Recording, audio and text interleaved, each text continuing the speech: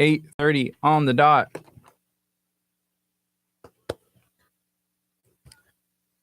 What's up? Facebook, social media.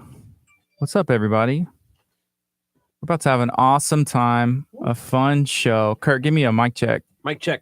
This is Curt. Sounds pretty good. So we got a minute left, and we're going to get this show on the road. It's going to be an awesome time. We've been up to a lot. Busy. But it's great. And I feel like things are about to get even busier, which is really cool. Pretty exciting. We have some fun stuff we're going to be announcing in the future. We have some ridiculous stuff we're going to be announcing. And I'm excited for our guest today. This is probably the most excited I've been for a guest in a while. Since like yesterday? Okay. I was going to say, I say that who would every it morning. have been? Who would the guest have been? I feel like if you were interviewing me and I was the guest, that would be like, you'd be like, oh my gosh, I'm so excited. I get to interview Gardy. This is going to be awesome. We're going to have I-45 now in studio. 10 o'clock, right? Yep, 10 o'clock. Good morning. It's 8:31. You're listening to KHEA Radio 99.5 FM. This is Kickstart. I'm Gardy. And I'm Curt. So yesterday we went on an adventure. We had an adventure. Curt decided he wanted to do something, cross it off his bucket list, and you did it. I jumped out of a plane, and I have to say, there is no words to describe that feeling of jumping out. Yes. I encourage anybody, you can sit there and say, well, skydiving's so dangerous. It's so blah, blah, blah, this and that. But stop making the excuses and try it, because it literally is probably the coolest experience that I've ever had. Well, that's good. That's good for you, man. I'm proud of you for doing that. And, that's like setting a goal and accomplishing it. If you wanted to do it, go for it. I was on the beach, safely on the land, my toes in the sand, the water rushing up on me. I thought about getting in and just setting the cameras down. I was like, oh, forget the live stream. I'm not going to live stream this on Facebook. I'm not going to film this. I'm just going to go swimming. There was a gentleman fishing right on the beach. I thought about maybe asking him if I could borrow his pole. To fish me out? Well, not if I landed, and then you'd be like, I got me a Curt. Yeah, the line, I don't know if the line was that strong, what it was waiting for, but that would probably be the biggest catch of my life. I would say that, but it was fun. So it was at Skydive Galveston. They're located at 9020 Stort Road, Galveston, Texas. A lot of people that I've been getting feedback from said they didn't even know that there was skydiving in Galveston. They're like, we have that here? And yes, we do. It's one of the very few, if not the only one, where you can actually land on a beach. So you're up Every over time. the city. You can see Houston off in the distance. That was the coolest part. And then you literally hang your feet out, and he's like, okay, lean back. And then you're falling literally into the water. And when you're like tumbling out of the airplane, because you literally flip out, all you're seeing is the water below you, the Galveston like seawall to kind of in your distance. And then you're just falling down, and you're like, okay, pull it. Pull the parachute. Pull it. It was so much fun. Yeah, the guy that gave me a ride to the beach where y'all were going to be landing so I could get the footage from the ground and try and track y'all, he was saying, giving me some facts, and it was pretty interesting. So he was saying, like, y'all are free fall for like maybe 30 to 60 seconds. And then after that, you pull the cord and then you just glide, and you can glide down. And he was also saying it's about a 30-minute trip. So you were in the air for about 30 minutes. He said 15 to 12. Well, I asked him whenever we left the airport, how long before they actually are like landing on the beach? He said, as of right now, probably 30 minutes. So then we drove over to the landing spot. So I guess it was probably about like a 5 to 8 minute drive, not far, 7 minutes maybe. And then, so he kind of told me the route. He said, they're going to be coming this way. Then I was literally like looking in the sky. He's like, see them? See that little dot? And I'm like, no. He's like, okay, now look, see the little dot? I'm like, oh yeah, I see the little dot. He's like, that's them.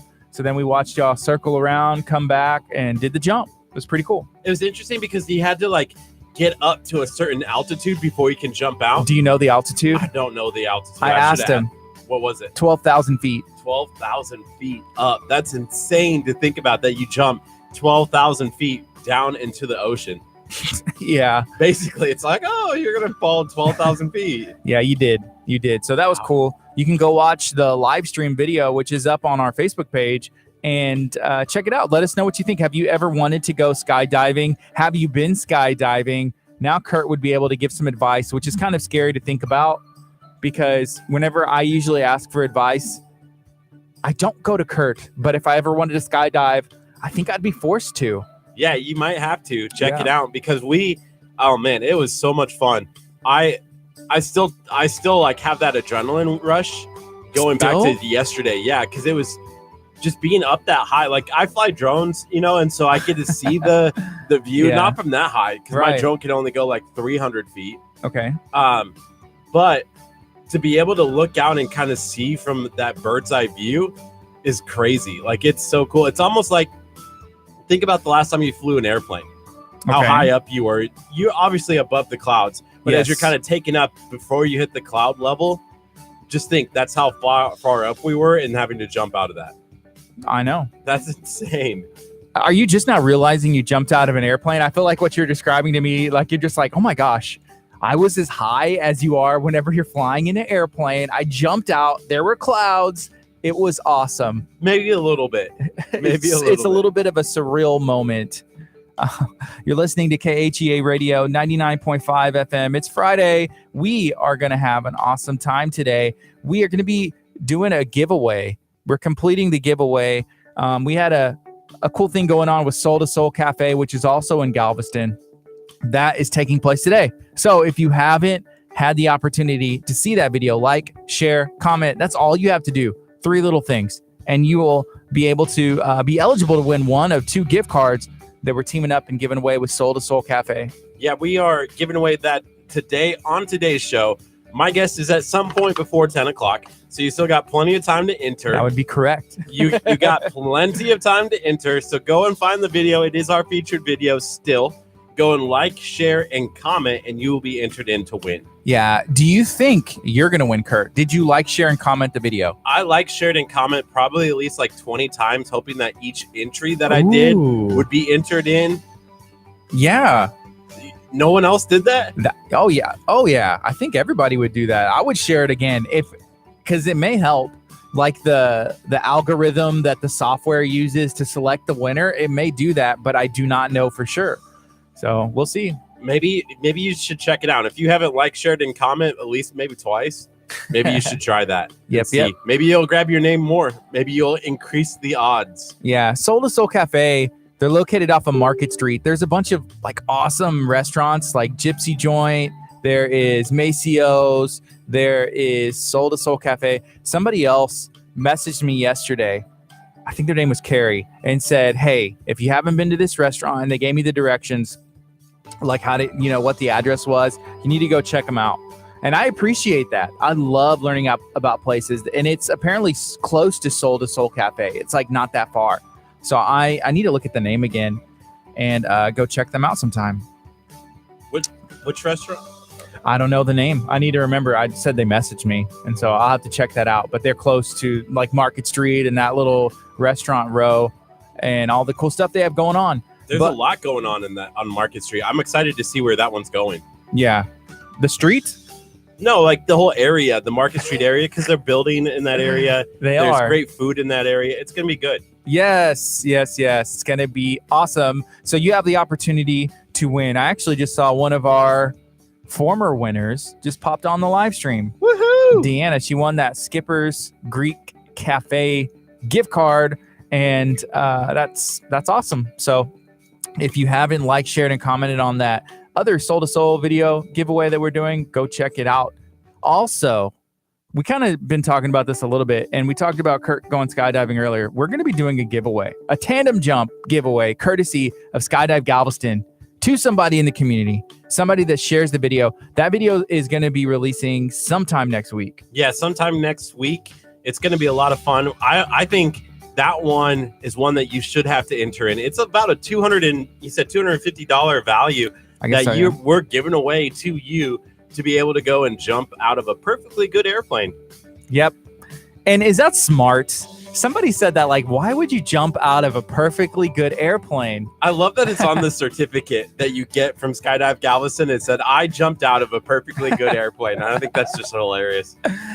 Yeah, it's pretty funny. I did not jump out of a perfectly good airplane.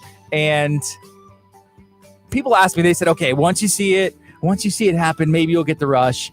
And I kind of got a rush just from like seeing it happen, which is weird. And Simon said, which sounds funny anyway, and Simon is the owner of Skydive Galveston. He said, hey, Curt, you probably shouldn't drive home because you're going to experience an adrenaline crash. Did you experience that? I did. I took a nap when I got home. I crashed for about 15 minutes.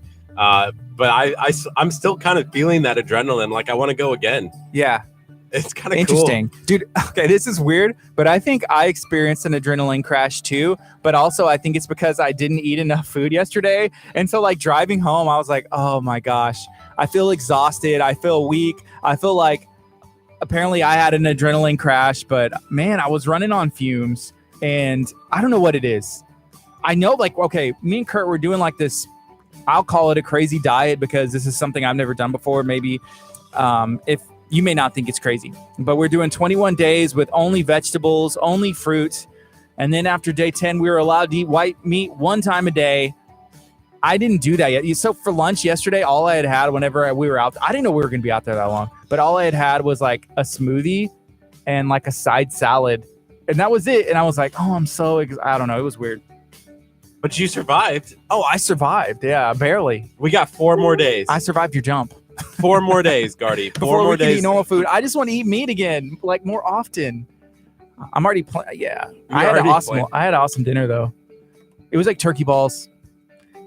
See, that's what I've started eating more white meat at night. Like I just load up on the white meat. Yeah. So it looks like I'm eating like lunch and dinner at night. You're eating like the portion, like this is for tomorrow. I'm packing it away. So that way tomorrow lunchtime, I won't want meat. Yes. Interesting. I'm trying. And I think it's feel working because we don't have like portion control. He didn't say like you can only have 4 ounces of meat. No, he didn't. He said you can have as much meat as you want. So Roger Nally watching on our Facebook stream, shout out to Roger, who I love and is moving back to Texas. That's the plan. Going to be roommates with Curt. I hope we're setting it up. Yeah. Setting it up bunk beds. You know, Step Brothers, the movie style. I call it the top bunk. Top bunk. Okay. I feel like that's fair. You had the apartment first. So Roger said, so eating healthy, ? You could say that, but I know I have in the past made an effort to eat healthy, but I have never done anything like this because we are not doing caffeine. We're not doing any kind of sugar. We're not doing any kind of sugar substitute. We're not doing any kind of red meat, which stop right there. No dairy. So pretty much no grains or bread. Yeah, no rice, no beans, no grains. All we're literally eating is vegetables, mainly vegetables, limited fruit. And then like last week, we were allowed to have turkey or chicken one time a day. And it is what it is. So I've never done anything like this. And I think the most difficult thing in the beginning was the no caffeine because me and Curt have been, let's just say, energy drink connoisseurs ever since Kickstart came on the air. You want to know the worst feeling? Is Bang came out with a new unicorn flavored energy drink. I know. And I really wanted to try it. And yesterday I went to the gas station to get some water. And I saw that the gas station right down here, Sam's gas station. Shout out to Sam. Had the unicorn Bang flavored. And I was like, just one. And I almost got it and sat it right here and seeing if it could tempt you a little bit. Oh no, I will not be tempted. I can do this. I have some pretty good willpower. But 4 more days. Also, if you're watching on any of our live streams, like on YouTube or Facebook or wherever streams are available, then you notice we're also drinking a ton of water. And I see you brought in a gallon jug today. Wait, what? Oh my goodness. So that's the other thing that we're doing. Better? I guess Curt wants his gallon jug to be better. I realized this yesterday, and I understand now why they say carry around like a gallon of water with you when you're on a diet, because this thing gets hard to like carry around. Like it's heavy, full. Yes. Yeah. And so you're like, oh, in order to get my muscles up, Kurt's like doing these. I'm doing like gallon jug bicep curls. Man, there you go. That's a good idea. 1. So somebody asked about our diet, and they said, are you supposed to eat the vegetables, more as raw as possible, I guess? Yeah, and the answer is yes, we're supposed to, because the more you cook it, I guess like nutrients leak out and stuff. And so it's a mixture. To be honest, I've been eating more cooked vegetables, like sauteed, just because I like the taste better. And then I can season it and do different stuff to it. But also, I introduced Curt to like some different kinds of hummus. And there's all kinds of stuff that I've learned as a food that I didn't know was a food at all before. So it's been an interesting journey. But 21 days is going to be up on Tuesday. So we're done. And then I'm going to go back to eating for lunch and dinner. I'm going to make sure I have meat for lunch and dinner, whether it's white meat, at least something healthier. But this has been awesome, and it has been challenging. I think it's really cool to see the end of the finish line. Like, I see it inside. See it. I see it right there. But I also Running feel like this has been a change that's not just something that's like, oh, well, we're doing this for 21 days. I feel like this is going to be something that I'm going to take with me throughout the rest of my life, like eating healthy, eating the ways, like some of the meals that I've learned to cook, the veggie and veggie fajitas are so tasty. You learned that you enjoyed the taste of hummus. You had never had it. No, never had hummus before, and I fell in love with hummus. I've never had so many plantains in my entire life. Plantains. Ooh, those plantain chips are dangerous. The dangerous. If they fall into the wrong hands, like you'll end up with 4 bags. Curt, did you really eat like? I had 4. So we went to Kroger's the other night. Yeah. Other afternoon. And I was like, let's go get some of those plantain chips again. And so I went and I was like, oh, there's only 4 bags left. I should get all 4. I better buy them all. I better buy them all, because if I walk away and don't have it, like if I come back and they're not there, I'm gonna be really mad. So we literally had 4 chips, and I woke up the next morning and there were no bags of chips left. Like somehow I went through all 4 bags of plantain chips. They just disappeared. I don't know. I think it's the sea salt. And I'm like, that just makes you craving more of that. Isn't that weird? I don't know. It's a lot of sodium, though. There's some science in there somewhere that I do not know. Right now, it's 8:47. It's finally Friday. The weekend is here. So close. It's kind of exciting. I feel like the weekend started a little bit early with you jumping out of the airplane yesterday. I don't feel like working today. All right. I feel like you have that conversation with me every day. You're like, I don't feel like working today. All right. Peace out, Curt. He's going on vacation. Vacation. Earlier we mentioned it as well, but we're going to have a guest in studio in the 10 o'clock hour. Super excited. TJ from I-45 Now is going to be in studio. If you have any questions for us to ask TJ, please feel free to chime in. He is involved in pretty much everything in our community. And I love that I-45 Now focuses on our area. This is us, Galveston to Friendswood, like to the Beltway, like right there. That is who we are. And we have like an outlet, a news source. We have someone that's focusing on the positive stories, letting us know what's going on in our community. Houston's big. We have the news networks, and I'm thankful for them. They cover like our area in national news, but to have someone focusing on what's going on here. Like the other day, I saw that they were at Johnson Space Center and the vice president was there. I'm pretty sure that was yesterday. VP Mike Pence, he was out there, talking about potentially going to the moon again, like us trying to make all that stuff happen. And I-45 Now was there live streaming it. Another story that comes to mind is whenever Lamarck Mayor Bobby Hawking, who we have had in studio before, and I have the pleasure of knowing, was doing like a ceremony, like a ribbon cutting ceremony, and the whole city was out there, and they were giving a house away to a veteran, which is a really cool thing. So yeah, I-45 Now, boots on the ground. He's on top of it. I want to see how he does it. How do you manage breaking news like 24 hours a day, just ready to go, like one person behind it all? So it's 8:49. You're listening to KHEA Radio 99.5 FM. This is Kickstart. I'm Gardy. And I'm Curt. We're going to take a quick break. We'll be back. You can stay hanging out with us on the Facebook live stream. Let us know what you got going on today. You got any plans this weekend? Coming up next is Bethel right here on 99.5 FM, KHEAradio.com. All right. What's up, guys? So I see Logic running in the background. We got our Facebook live stream running. Oh, did you call your mom? Someone asked. We also have our YouTube live stream running. So there's multiple ways to watch us. Should we call her and tell her? Yeah, let's call Kurt's mom. All right. Be like, Mom. I'll call her. Do you have my mom's number? No, but I need it. I don't.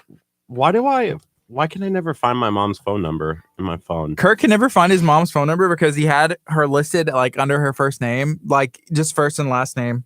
Not even like mom. It says Mom Now. Terry Casper. He should just have Terry Casper in there. I'm like, Kurt, that's your mom. At least have her in there as mom.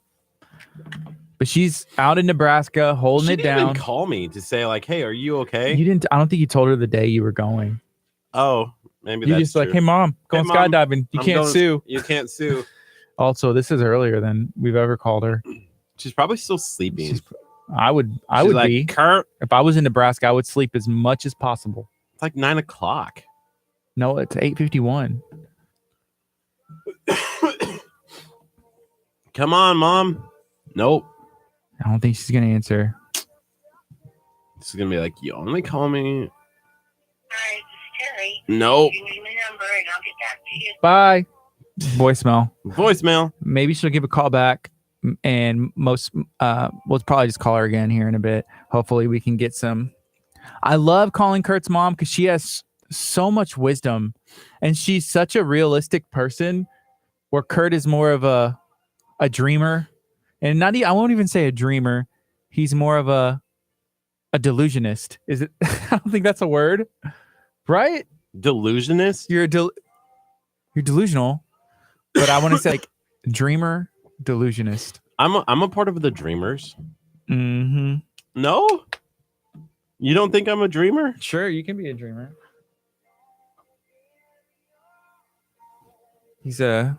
Are you more of the glass half full, glass half empty kind of guy? Water jug half full, or water jug half empty? I would have to say I'm a glass 3/4 full, 1/4 empty kind of guy. No? See, that's part of the delusion. The delusion coming in, like, is not answering the question and just making up your own. I don't know. But what do you guys got going on today? It's Friday. I know some people are probably at work. Some people probably hanging out.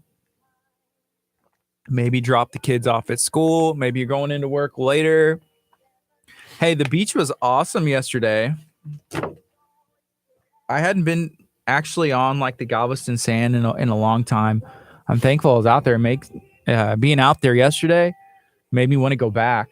Just like appreciating what we have here. Because sometimes the beach gets like a bad reputation. It's like, oh, well, it's not Hawaii. It's not Florida. You know, it's not these other places. But we still have something that people, you know, most of the country doesn't, I suppose. You know, Right. like a beach access. And it's pretty cool.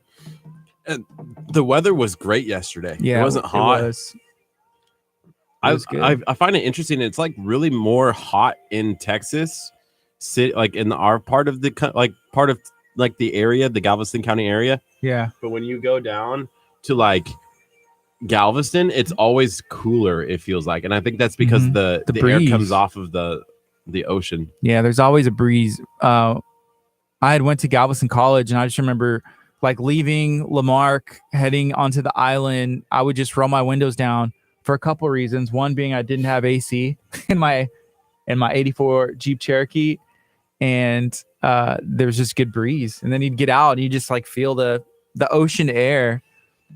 Roger, you have two streams going at the same time. That's what I'm what's talking up. about. He said it's annoying, but we still appreciate it. Get them all going. We need all the streams. Roger is my favorite person right now. Do it from every device. Get the desktop of the laptop, the tablet, the cell phone, the work cell phone. Get them all running. He Get thinks your kids' just tablets. by having more streams going that he's going to win this gift card. That's potential. That's possible. You can always listen to us at when did we make that one? khearadio.com. Because I've never seen that one before or So heard that one. I made those like 20 generic good morning things that only play in the AM. But not during our show. Not during Kickstart time. Only that's why it's playing like 5 minutes before. So from like 6 a.m. to before 9 a.m., they'll play like 4 of them an hour. And then, yeah. What's up, Tracy? Roger somehow figured out how to have 2 streams playing on one phone. I think he might be the only one. Super fan. Kickstart. The only one. So if you're just tuning in, we're going to be giving away our gift card to Soul to Soul Cafe. What time do y'all want us to do that giveaway? And don't say 9 o'clock. Let's do like 9:30. I don't know. What do y'all think? Do we have the... No, remember what we were going to do?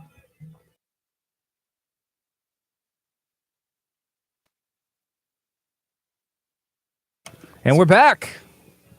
Soul to Soul Cafe doing that giveaway today. Curt, is that because you're so in tune, like at this show? Like I grab my water and like subconsciously you're just like, oh, I think because we're are you trying to match me drink for drink so we finish this gallon at the same time?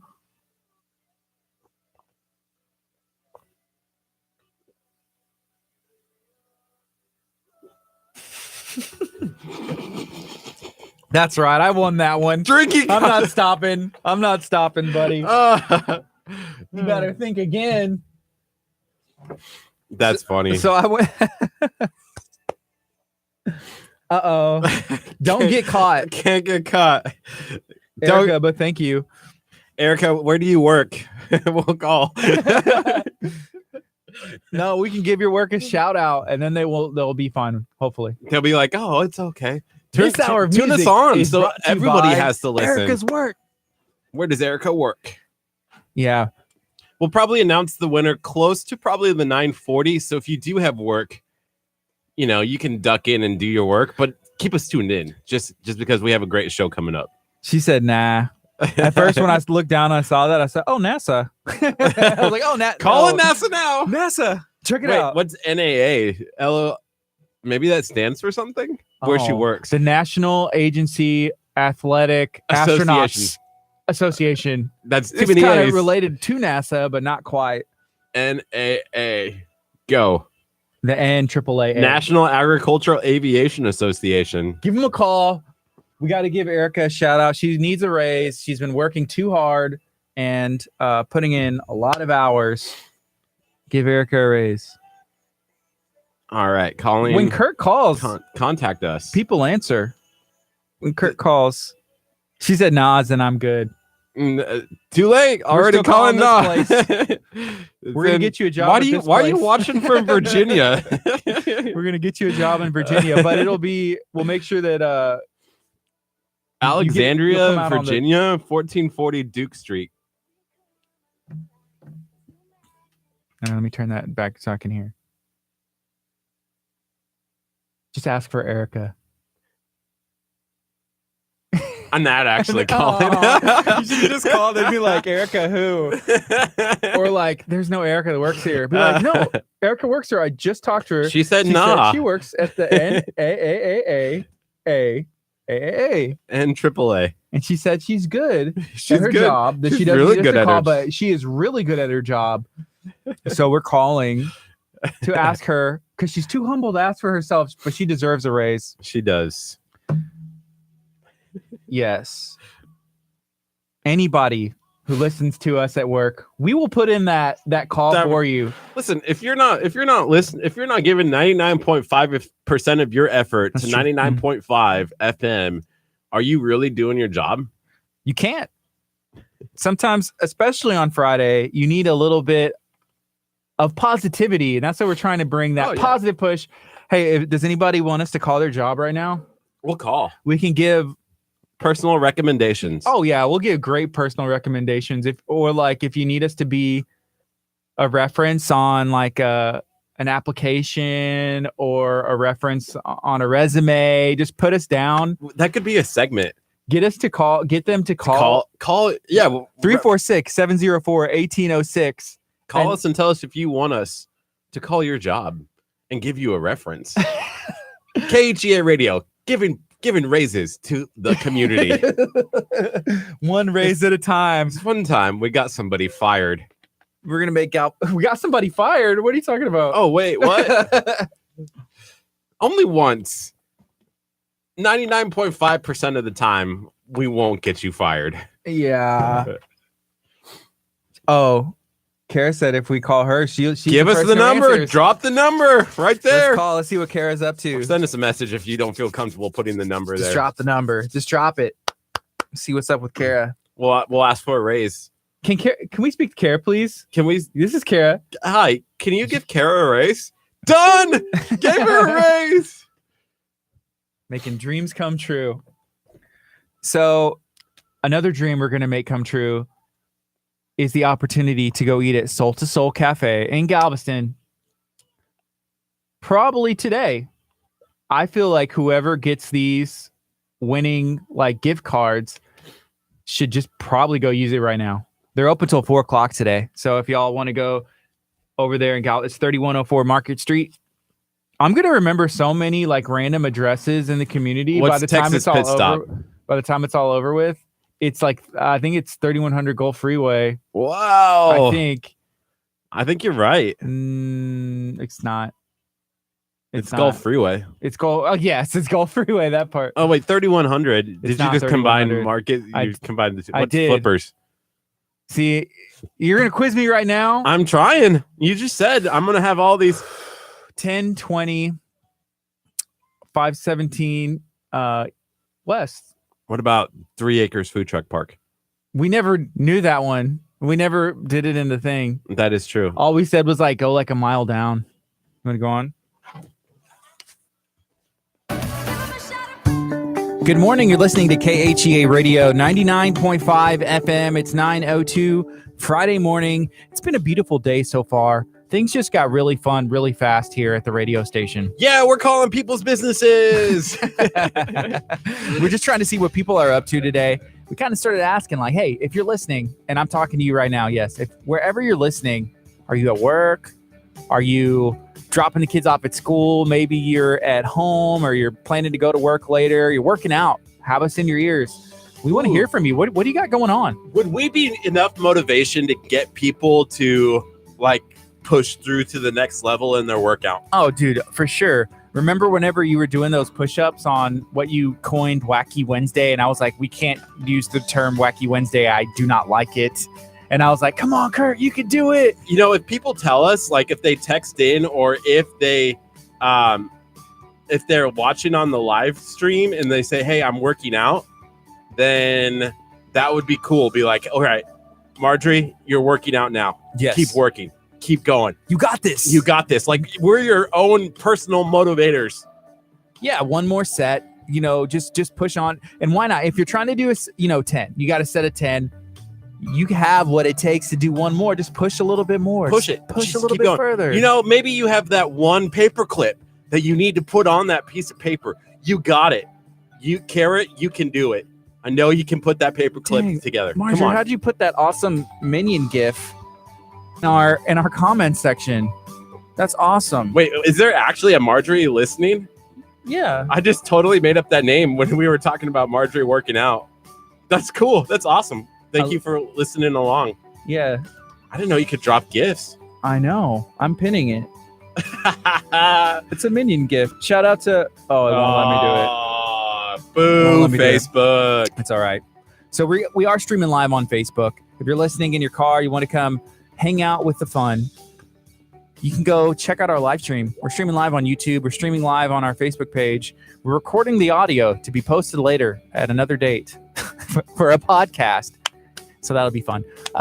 Today, we're going to have TJ from I-45 Now during the 10 o'clock hour. It's going to be a blast. If you have any questions that you've always wanted to know about I-45 Now, feel free to drop them here. We'll try and remember them and, get them asked and get them answered. So he's going to be in at 10 o'clock. And I'm really excited for TJ coming in. Excited. Because he is somebody who I feel is doing something really powerful in the community. And that's provide local content news to our area. It's not Houston news. It's not news from Florida. It's Galveston County news. And I think that's one of the really cool parts about I-45 now is what they're doing for our community, and to just ask them questions. What was it like starting that? Because I bet it was really nerve-wracking to be like, hey, I'm starting this business, kind of like what we did on Facebook from nothing. And growing it into what he's growing it into is really kind of cool to watch. Yeah, it's like a legit news source. Like for this area, if I see something happen or I hear somebody talking about something or posting a comment on Facebook, I literally go check I-45 now to see if they've posted it, broke news about a situation. And that's just kind of what I do. It's what people do. It's become the place to go if you want news for right here, Galveston County. It's us. I love it. But he'll be in at 10 o'clock. We're going to be having a lot of fun. Until then, we're going to be also having a lot of fun talking about everything that's going on. So on Monday, we're going to be dropping, hopefully on Monday, right? Yes, on Monday. We're going to be dropping a video that is giving away a absolutely free tandem skydive, courtesy of Skydive Galveston. It's going to be, like a video with a couple instructions like the ones that we've been doing.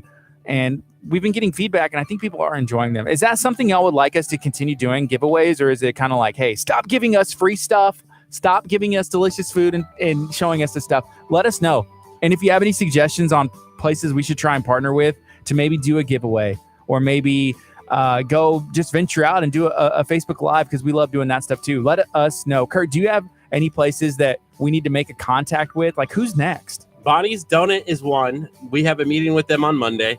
I think Sammy's Wild Game Grill would be a great one. Okay. Watching us eat kangaroo meat. I think that's kind of cool. A kangaroo burger. We talked to somebody yesterday at Skydive Galveston, Simon, and I guess in Australia, they kangaroo burgers are a thing, all the time. Yeah, so, Simon is Australian, so that is our go-to for all facts about Australia. Yes, and so it was kind of cool for him to kind of say hey, you guys are really going to enjoy that. So I'm intrigued to see if there's anything else. I would love to give away something to Altitude Park. Oh, that'd be fun. The trampoline park to give away a family birthday party would be fantastic. Ooh, that'd be cool, especially with school starting back up. Having something fun to do on the weekends. I think Joe Perez from Texas Chronicles, who we are super proud to call friend and to call him a partner here at the radio station, he did a whole adventure at Altitude Trampoline Park, which is the biggest trampoline park, I think, in Texas. I think in the United States. In the United States. That's what I think that sign says. Huge. I don't know. All I know is it's massive. It's fun. Have you ever been? I've never been. It's a lot of fun, even for a guy like me. What does that mean? Like a guy like you? It's more for kids. Is it? It's a little bit more for kids, but I've seen adults in there. I figure that's why you'd like it. I do. That's why I do like it. It's so much fun to jump around, and they have this dodgeball. Yeah. And I love the dodgeball. That was so much fun. The little kids, especially because you're the only adult in there. And so they're going to pick on you. And so they always think that they get me. So I tease them a little bit. I bounce it off my chest. Wow. And they're like, oh, I got you. And then I catch it. I dive and catch it. And they're like, oh, not fair. And it sounds like a made up scenario that you had a dream about. The athletic ability that you're standing around and then I dived and I caught a ball. And that's when I knew okay, Curt said he caught something. The only thing you usually catch is a symptom of allergies. And for you to, I don't know. Catch a cold? You catch a cold, but catching a ball, okay. Curt, really? Come on. It was great. It was, I didn't expect my ability, but give me a trampoline and give me some little kids that are throwing balls at me. I got this all day. I got athletic skills. And cool. Oh. And it's little 6-year-olds crying. Why are you Oh so my mean? Gosh. I like that you did your hands with that so y'all can see him doing the cry face. Do they have the basketball goals in there where people can jump and dunk and do stuff? Yeah, it's so much fun. And then they have one where you hang on a rope and jump into almost like a ball of foam. Fire? Oh, foam. I didn't know where you were going. It was a ball of foam. We'll have to go and see if they'll be interested in doing a giveaway. That'd be cool. Family birthday party. That'd be fun. Yeah. My son's birthday's coming up. I may try and win that one. No, I'm not allowed. That was the first thing. Curt was you're not allowed to win anything, Gardy. And then he tried rules of like, the radio station. eliminating anybody that I've ever had any contact with. He's like, no, you're friends with them. You can't win. I'm like, okay, so why should I If you've won penalize people before- that I grew up with, people that have been my friend? Like, why should they be penalized for supporting what we're doing I'm here? just trying to be a legit radio station where they say, like, on the air, like, if you've won in the last month, you are not eligible to win, blah, blah, blah, blah. And, like, they speak really, really fast. Yeah. And so you're trying to figure out, like, okay, does this count for me? If any partners with this radio station is not allowed to win. And I know what you're talking about. You're like, wait, am I? Yeah. Can I send in this And text? it's like, well, I might as well not even enter. Right. So our Exactly. rules are pretty easy. All you have to do is like, share, and comment. And then the computer does the picking for us. Yeah. So it's not like, oh, well, we're going to have like the 104th caller call in, the 99.5 caller call in. I mean, no, it's all done by a simple. computer. It's awesome. It's fun. It makes everybody an opportunity to win. Yeah. We could even ask Siri, like, hey, Siri, am I a winner? Somebody last night said, I told them that we were giving away, like, they were like, oh, man, I really want to go skydiving. I'm Yeah. like, well, we're giving away a trip on Monday. So you'll just have to tune back into that video. And they were like, oh, I've never won anything in my life, but I'll enter this. I'm like, yeah, you have a chance. And we've heard that from our listeners. Like, man, I enter into everything and I've never won. And now I've won. This is so cool. So we love blessing people and it's so much fun. Yeah. So that video is dropping Monday. We're giving away a tandem skydive from Skydive Galveston. It's actually pretty affordable and it's a lot more affordable than I thought. I don't know all the price and stuff off the top of my head, but if you go to skydivegalveston.com, you can find out all the information about them. I believe in all that stuff. It includes like footage of the jump and like a little bit before, and they just give you that to you like on a disc, so you can do whatever you want with it, which is really cool. And pictures. So we have all of that footage from Curt jumping out of the plane.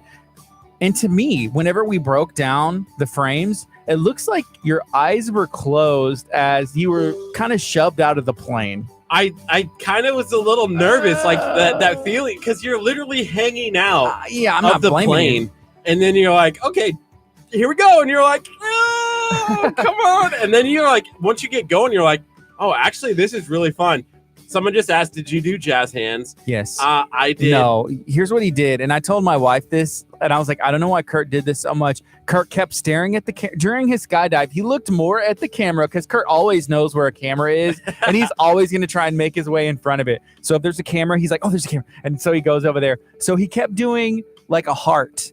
Curt kept doing a heart like this. So he's skydiving, and so like, okay, I'm saying the camera that I'm looking at right now is a camera. So he's like skydiving, he's like looking over and smiling, and then he keeps doing this, like looking at the camera while he is literally skydiving, probably over like the most beautiful thing he'll ever see in his life, Galveston, Texas, with the ocean. He could see the sky, like the skyline in Houston, and he keeps like doing this heart like this, and I was just watching the video, and I was like, maybe one time, but he did it about like 5 or 6 times. Over. Well, he kept poking me and saying, like, look at the camera. So I'm like, oh, you definitely were. And then I tried to do the KHEA, but it didn't. I couldn't get my hands to do it and my brain to focus, because also like the wind was coming into my eyeballs, and so I'm like trying to adjust my goggles. But then once the chute like goes up, then it's like, then you kind of get to enjoy seeing everything. And then like, hey, you want to have some fun? And so like he started doing these loop-de-loops. Oh, like, I can see in the live stream. Could you, if you go look at the little dot that I track, and I'm like, oh my gosh. And at one point it looked like, obviously the perspective's off from the ground, but it looked like you and the other parachute were like about to cross each other as you're loop-de-looping, and they are. I was like, that's the worst thing that could happen. And I was like, okay, there's probably like 1,000 feet between the two of them. You know? Well, I kept saying, I'm like, I looked up, I'm like, oh, that's cool, who's that? And then as we land, I'm like, oh, what I saw was the other parachuter. I didn't know that they jumped immediately right after we did. They waited a little bit. They wait, I don't know how long, but they had a walkie-talkie on the ground, so they said first jumper goes, shh. And then like he's like, Curt's in the air, and I'm looking up trying to find you, and I was like, great. And then it was like so long, he was like, shh, second jumper. It was kind of cool. I felt like I was a part of like this super secret mission going on, like you were storming the beach, you know, from, I don't know, the jet. But it was really cool. The plane ride was even fun too, because you get to look out over everything.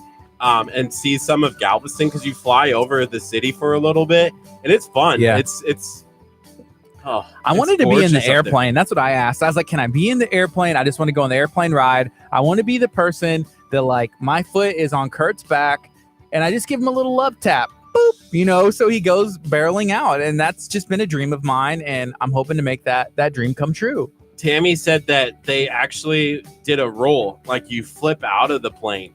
And that's kind of cool to like when you're up there, you don't think about it, but you literally do flip. And then you like put your hands out like you're going to skydive into the water, but you're skydiving through the air. And it was really kind of cool. So you're like free falling for about 60 seconds. And the whole time you're just like, this water is getting closer and closer and closer. Please pull.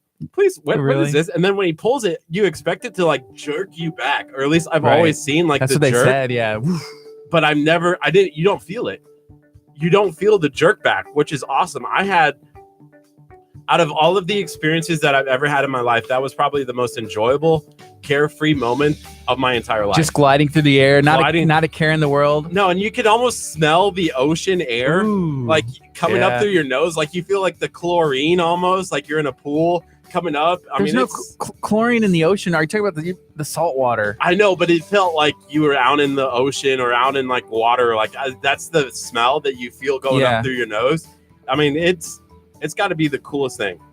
It's 9:16. You're listening to KHEA Radio 99.5 FM. This is Kickstart. We're on every weekday, 8:30 to 11 a.m. We have some giveaways going on today with Soul to Soul Cafe in Galveston. You still have an opportunity to enter, like, share, and comment that giveaway video. We have another video dropping next week on Monday. It's a giveaway for a free tandem jump skydive trip courtesy of Skydive Galveston. So be on the lookout for that video to drop on Monday morning.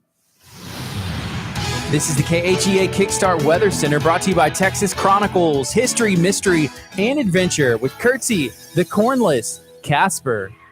It's currently 84 degrees right now in Lamarck, Texas. Your high today is going to be 91, partly sunny throughout the day. And then tonight, your sunset is at 7:49.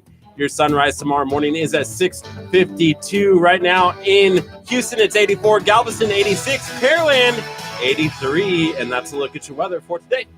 Man, we even got the Pearland weather today. Woo! Dropping the Pearland Just weather. dropping some nuggets in there that I wasn't used to. You're listening to KHEA Radio 99.5 FM. Coming up next is Blanca, Worry. This song goes out to my son. He's a big Blanca fan. Y'all stay tuned to KHEARadio.com.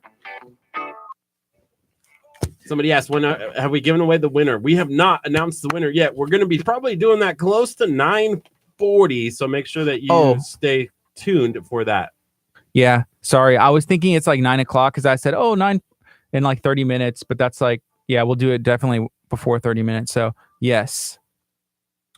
One of these giveaway videos that we do, so that way, and tell me what y'all think about this. So if we have like a gift card to give away, then that's cool. Like we'll have winners, as many gift cards as we get, we give them all the way. We've never used any ourselves yet. Yet. But it'd be cool if we like had a code like, hey, if you saw this video, tell them you saw it on KHEA, and then you can get like maybe like a free appetizer, a free order of fries, or like a free dessert or something, or like even like maybe when we have that meeting with Sammy.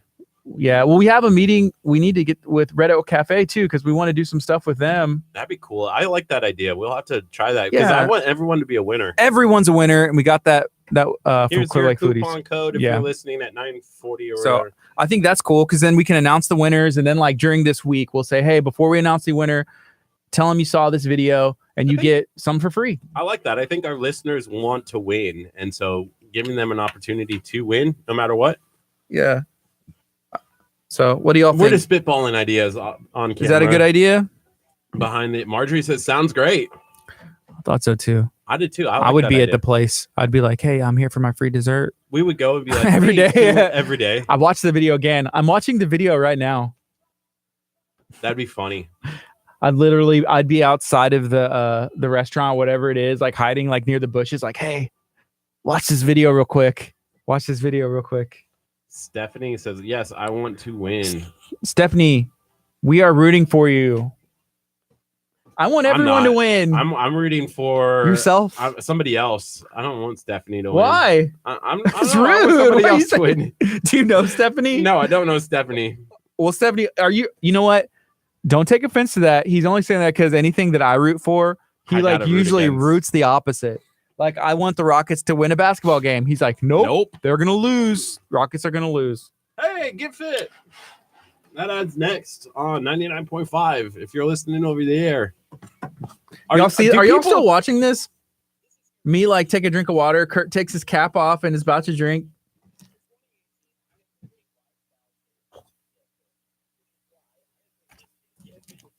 I had to stop because I had already just drank to my heart's desire. Wow.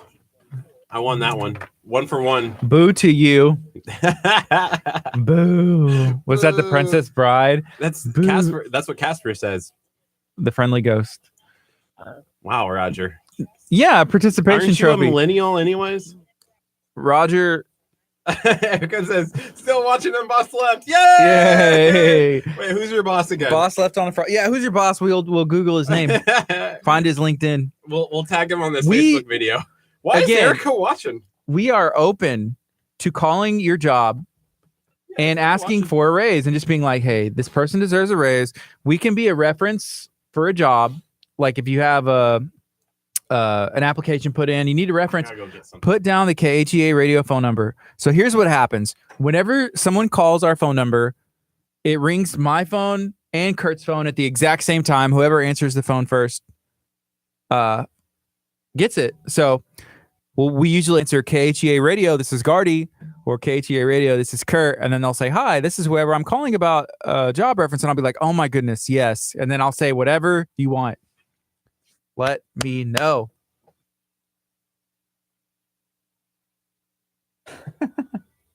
So yeah, I'm excited about having TJ in.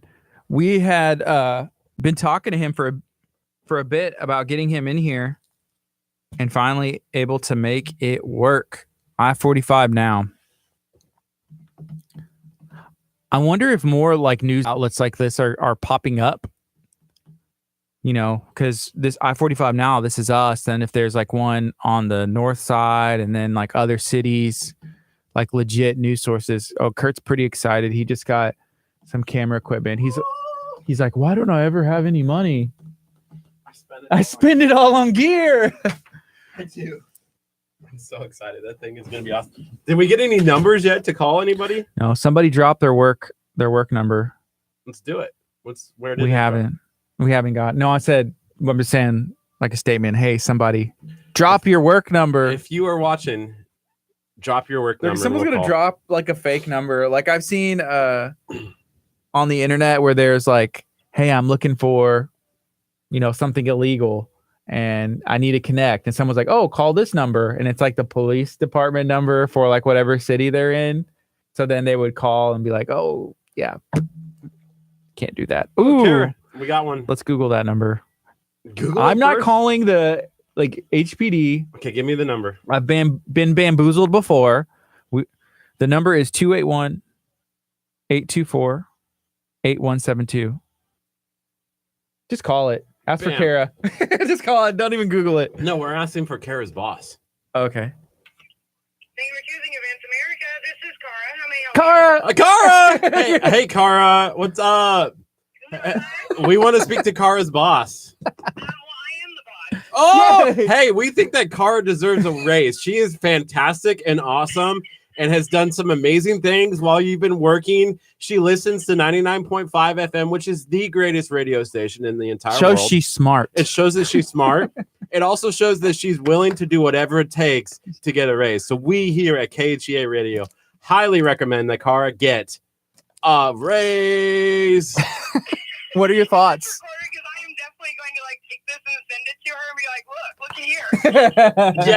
Yes, this is recorded and we can get you the audio file, the video file, and side camera views as well if you need to. That'd be perfect. Because then I can send it to her and say, look, a radio station thinks I'm great. I deserve more money.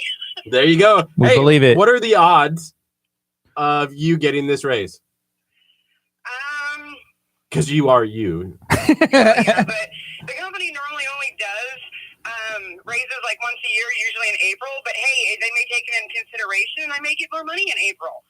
There you go. Woohoo! We love it. Right? Hey, listen, keep praying for it, and we'll call back in April and say like, hey, did you get the raise? All right, perfect. Thanks, guys. Have a good day. Have a great day. You too.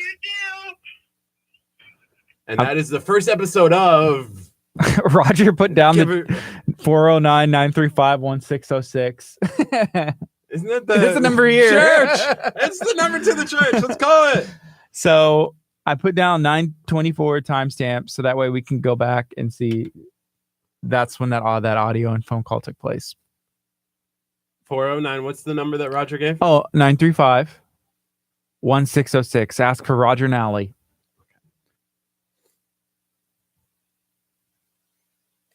Hello. Thank you for calling Abundant Life Christian Center. Is that Roger? Call is very important to us. For immediate assistance. I wish he'd talk slower.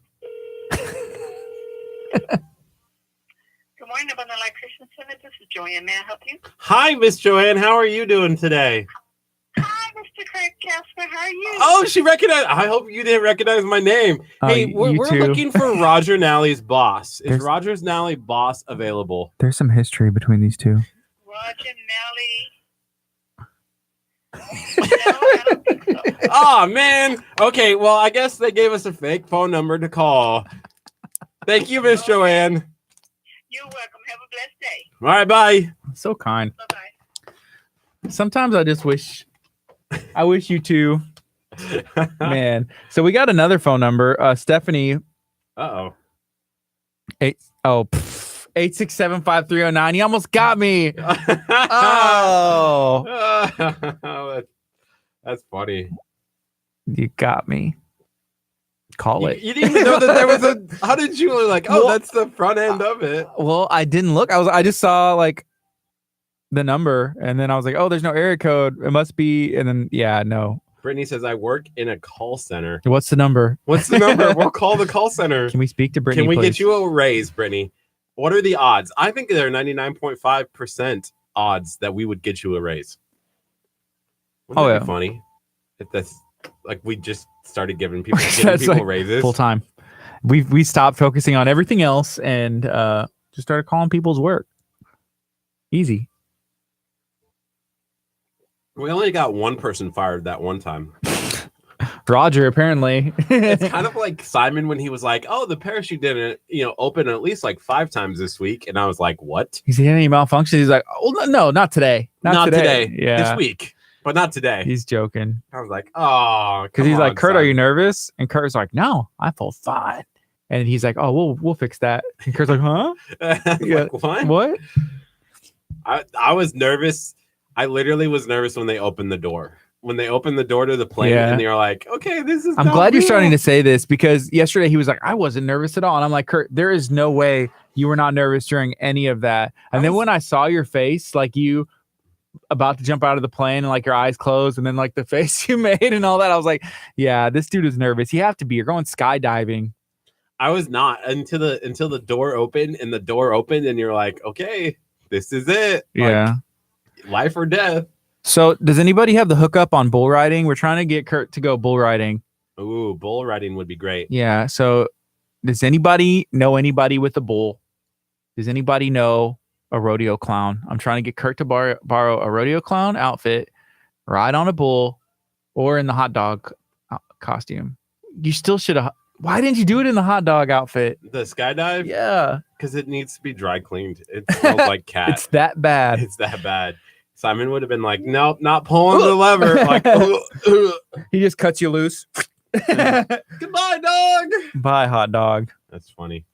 So, man, right now it's almost 9:30.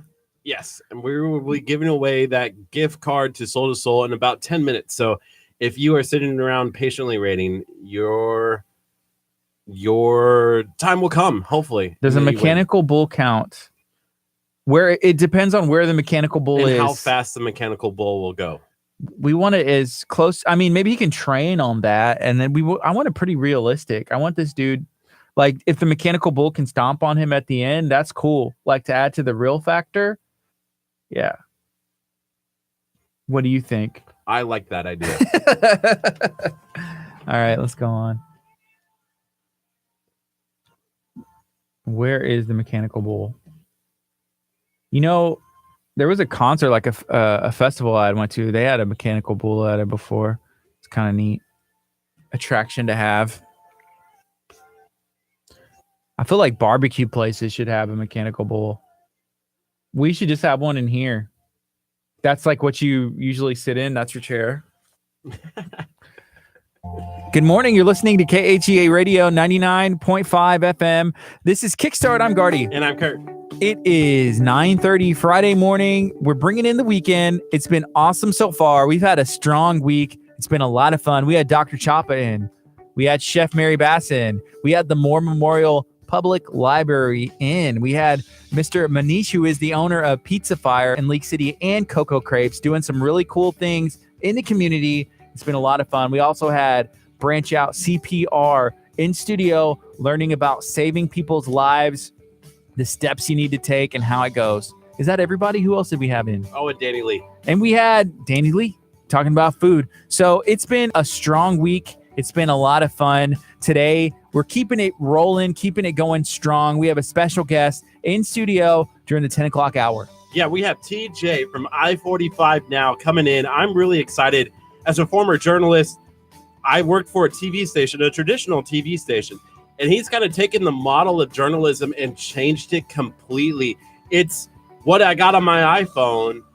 It's, being at the locations that most TV stations in Houston can't get to in time. So he's kind of the breaking news of this area. Yeah, if something happens in Galveston, hey, the boots are already on the ground. He's here.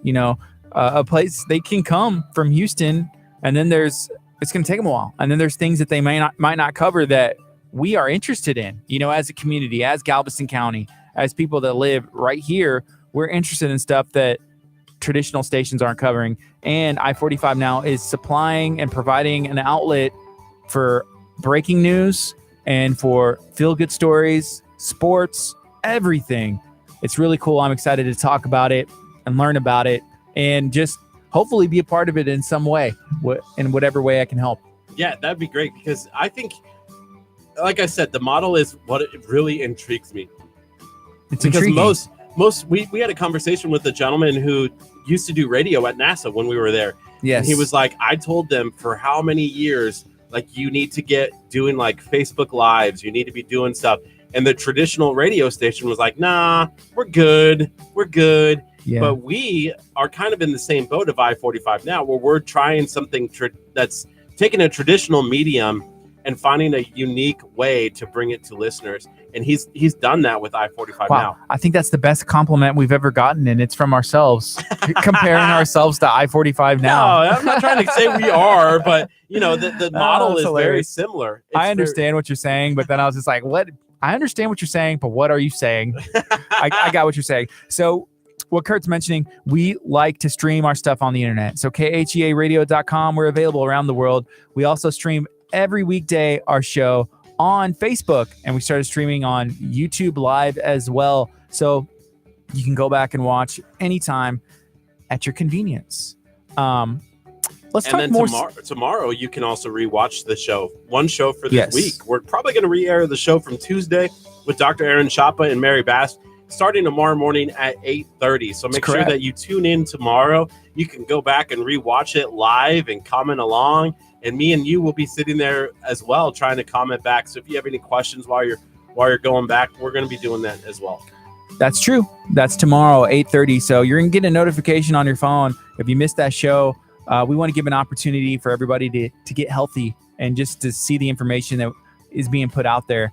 Dr. Chapa, he's a great source of information. We also had Chef Mary Bass in studio that day, and she's always a lot of fun to hang out with. She's doing cool things in the community with Chef's Tables, charities.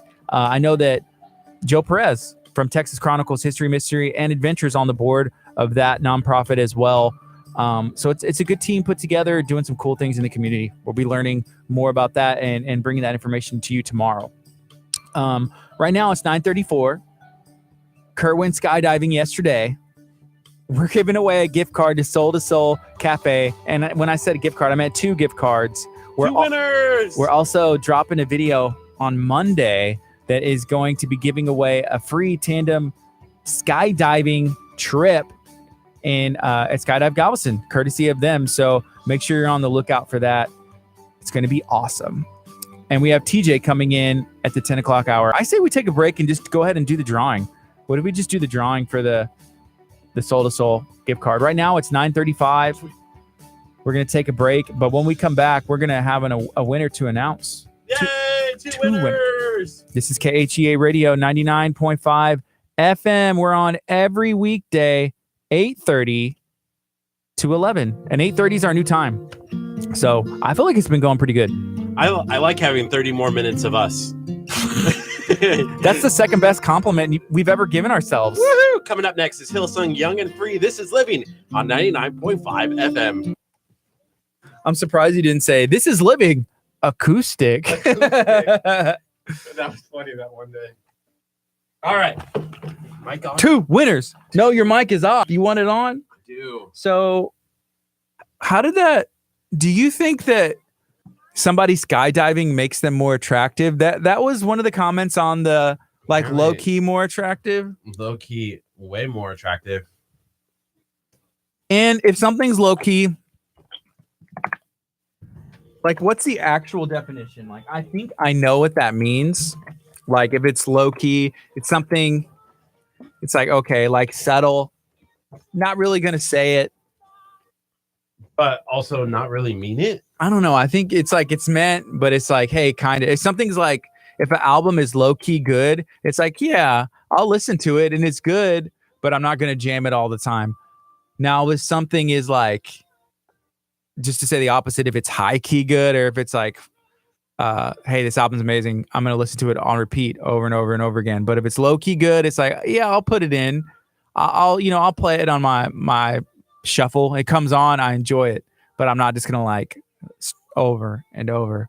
So if it's low key attractive, it's okay, I'll put it in my shuffle, right? But I'm not just, it's not going to be, it's not the number one on the playlist. I guess that's what you're saying. That's the way I understand low key, unless all the kids are in school. If anybody is out there, can help me understand. All right, I'm looking for the post. He's looking for the post so we can get a winner. Actually, 2 winners. 2 winners. So there's 190 reactions, 161 comments. I wanted us to reach 200 reactions. I know, but that's okay. We're still going to give away a winner, 2 of them. All right, users can enter by, there we go. Only enter once. Go for it. Pick it. But don't say the name. I want the suspense to drive myself crazy. Can we click? Oh, okay. And then here, wait.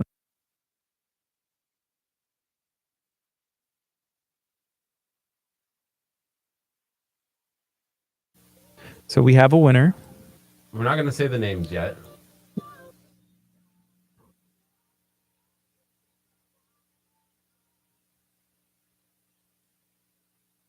Sweet. So we got one. We got a winner. Okay.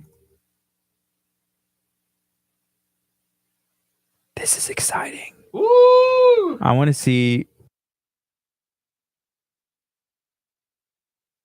All right. So we got some winners. Winner. Chicken dinners. I'll announce that here. You messed up my rhyme. Oh, chicken dinner? I was going to say baby back fried baby back rib dinner. I want my baby back, baby back, baby back, baby back. I want my baby back. We got some winners, so we're going to be announcing those when we go back on the air. We may play one more song. Let me find. Oh, I know this one. This is my name. That's cool. You have favorites? You're rooting for people? I do. Wow. That makes me question your integrity of this computer software.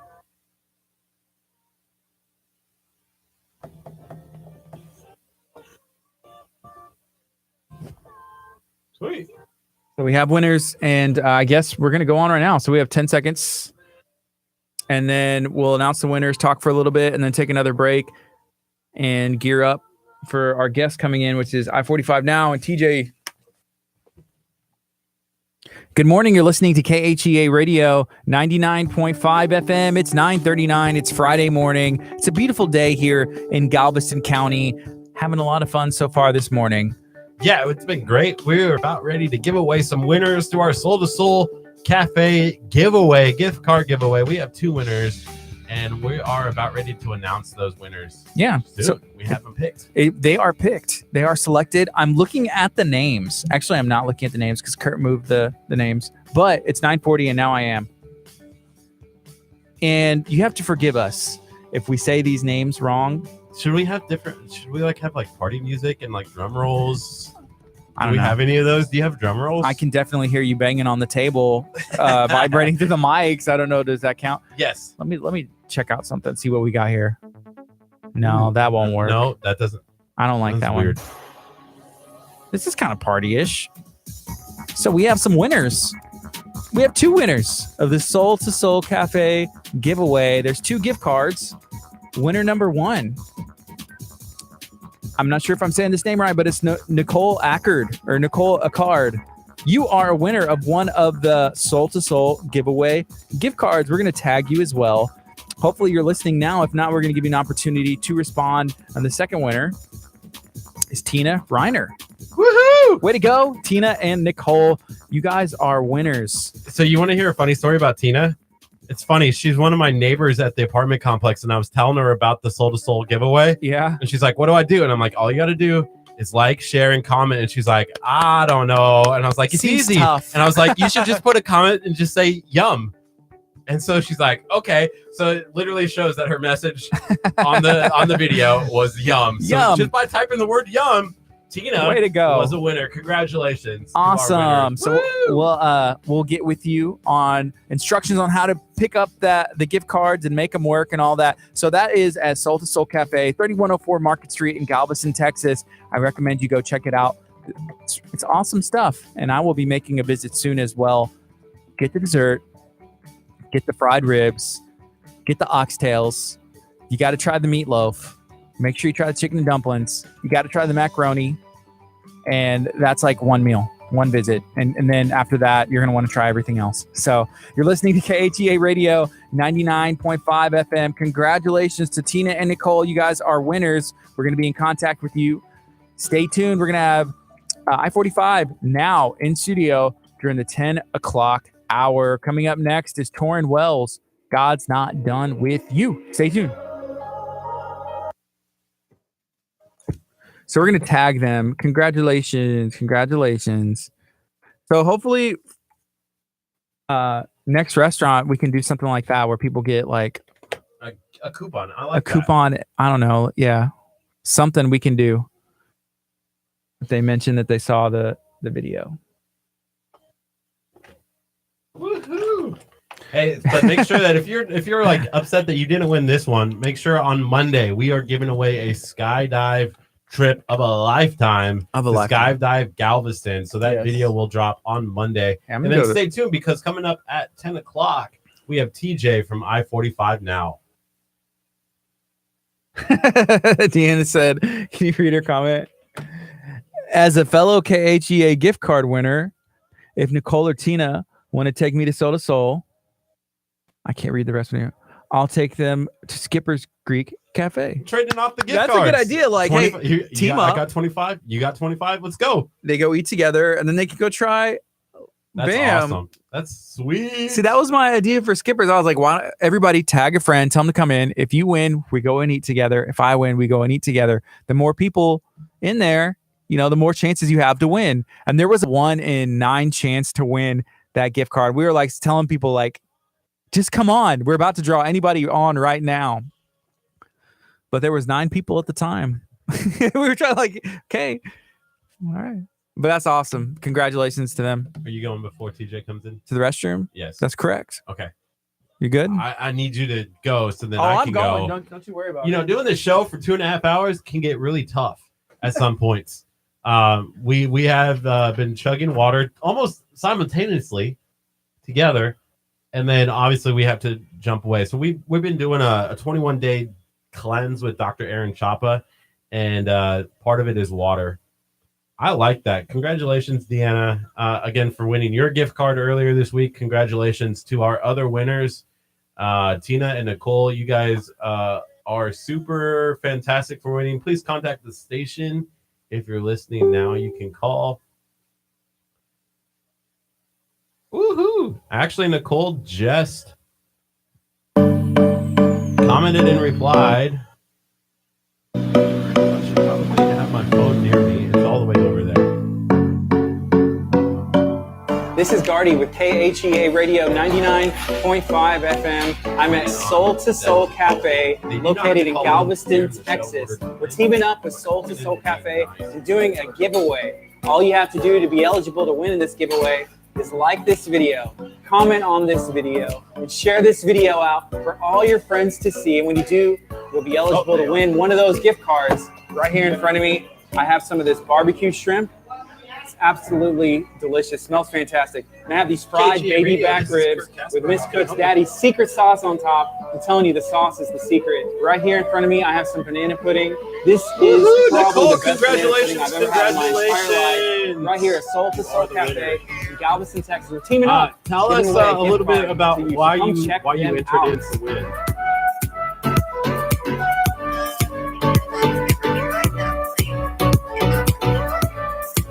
And you live in Galveston, is that correct? I do live in Galveston, but only since February.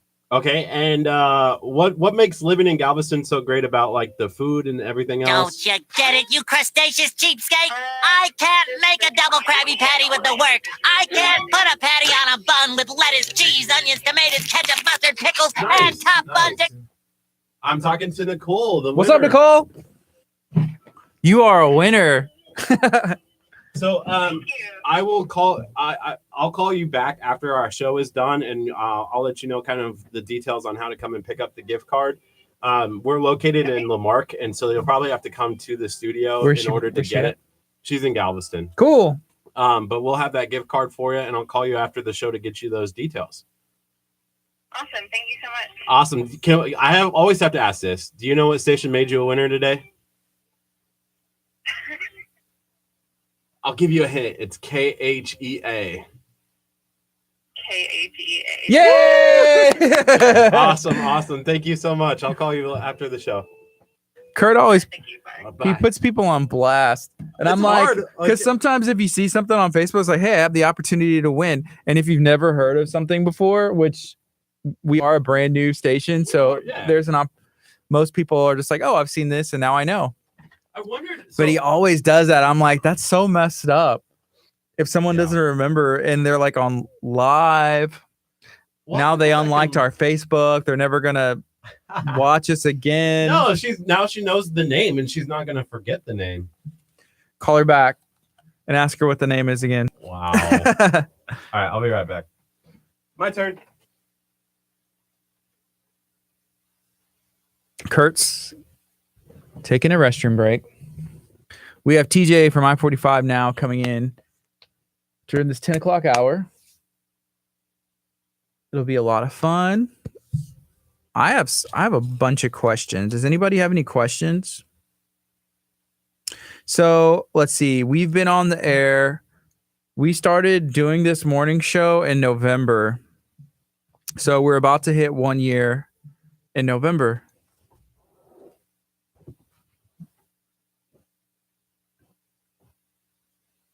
So yeah, we're excited about that. So here's hello. Hey there, Gerald. Gardy. Hey, Gardy, how you doing? Nice Doing to meet you, good. bud. You can take a seat here. Sure, no problem. And Kurt stepped to the restroom. He's coming right back. So Kurt Alrighty. is who you've been talking to. Yeah. Thank you, Mr. Wayne. What's that? Well, we're streaming live on our Facebook, but you need something else? Well, because Roger had put the phone number down and we were just joking it up. Oh, Yeah, that's all. There was he was just being silly.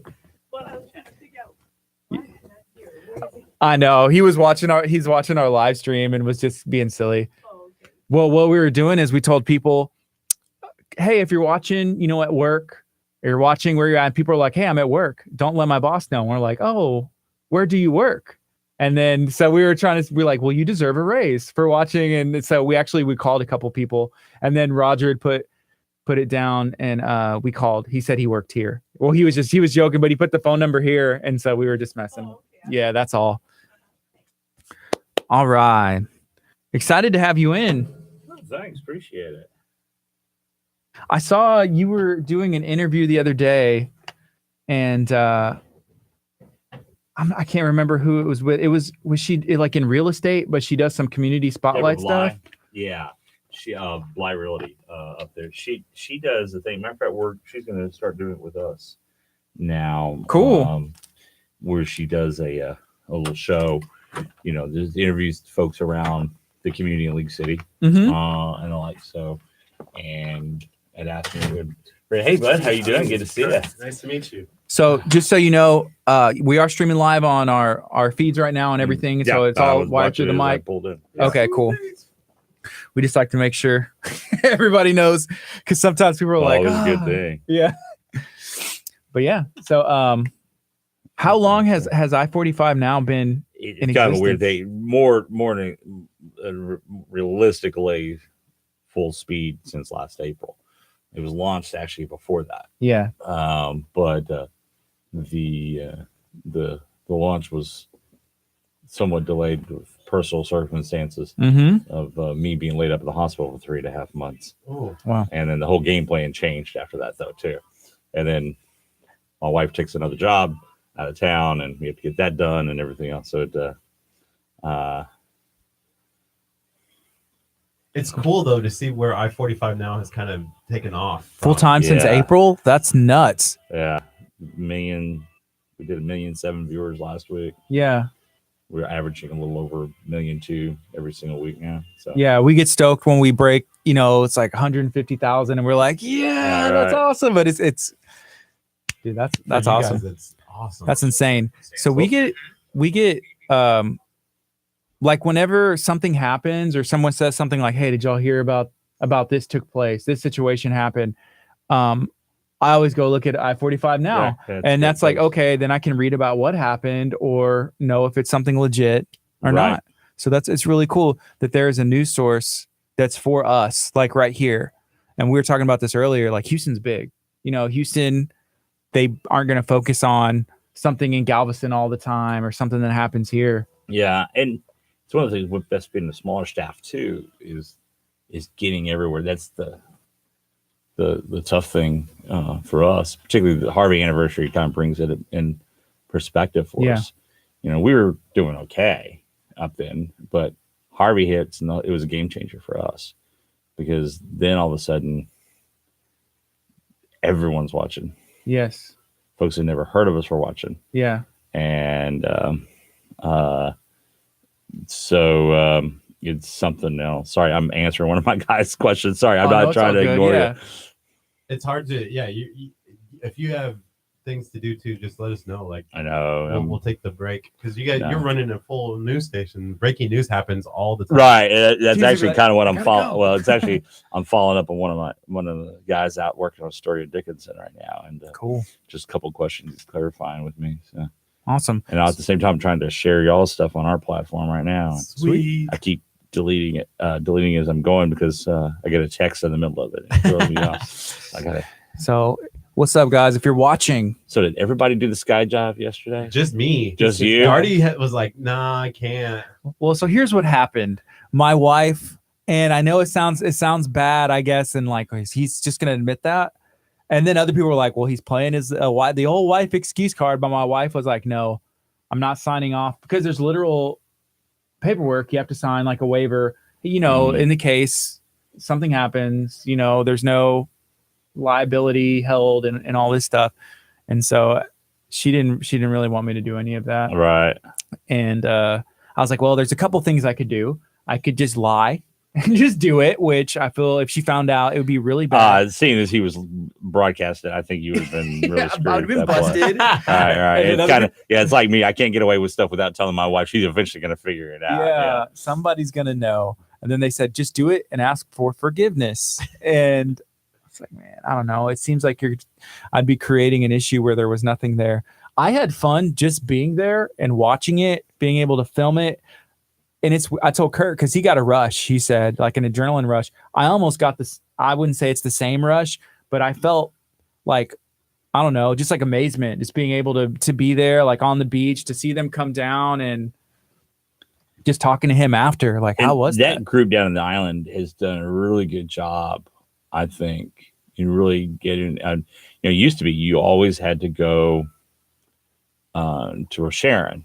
Yes. To go into the skydive Spaceland out there, which great organization. These guys on the island, and of course I haven't done any jumps with them. I can't anymore. But when watching folks, friends of mine who have done it, have said the jumping and seeing the Gulf, totally different. Yeah. Thing than the others. You're literally like looking down into the water, right? As you're dropping down, you're like, "Oh my gosh, I'm going for the biggest high dive jump in my life." Right, and then you realize too is like if I hit that at full speed, it's going to hurt even more than the ground. So what I also really enjoy is also like the view. Like Galveston is a beautiful. It is from the air. Yeah, I think a lot of folks miss out on that. Is that you see the island when you get downtown, some buildings dilapidated. You see some older.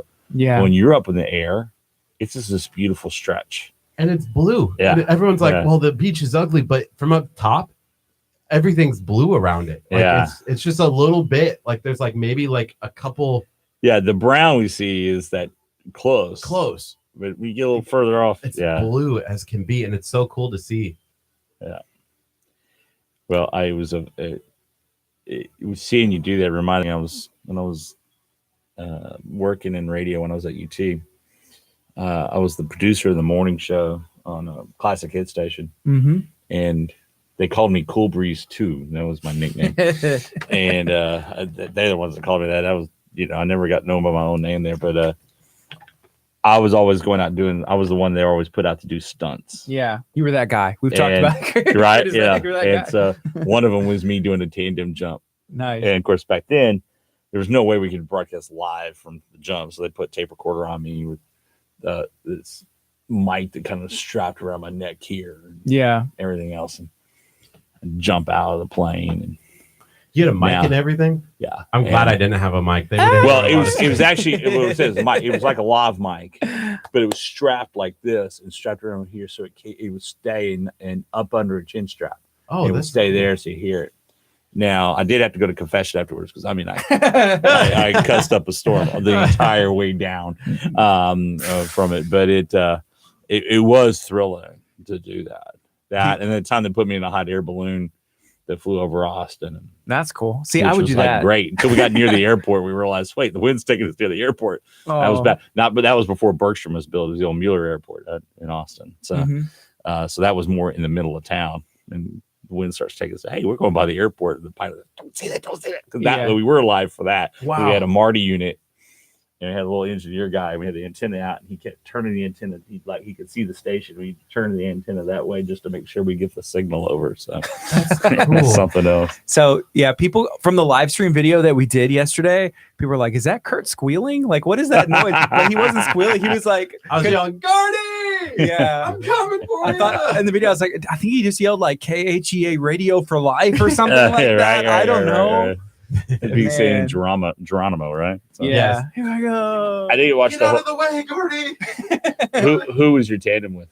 Simon. Simon was the best. I love Simon. He's so they had some characters. There's some guys over there that were like perfect for the island. Their characters. I've talked to them several times, and one of the funnest stories we did was with them. Eddie Janet's former county commissioner, and when he turned 90, jumped out of the plane. They mentioned that to us. They're like, "Oh, we said we're having TJ on." They said, "Oh, TJ's been out here." And we've had a couple of stories of them. And this year was fun because we actually had a ground video this time with our guy.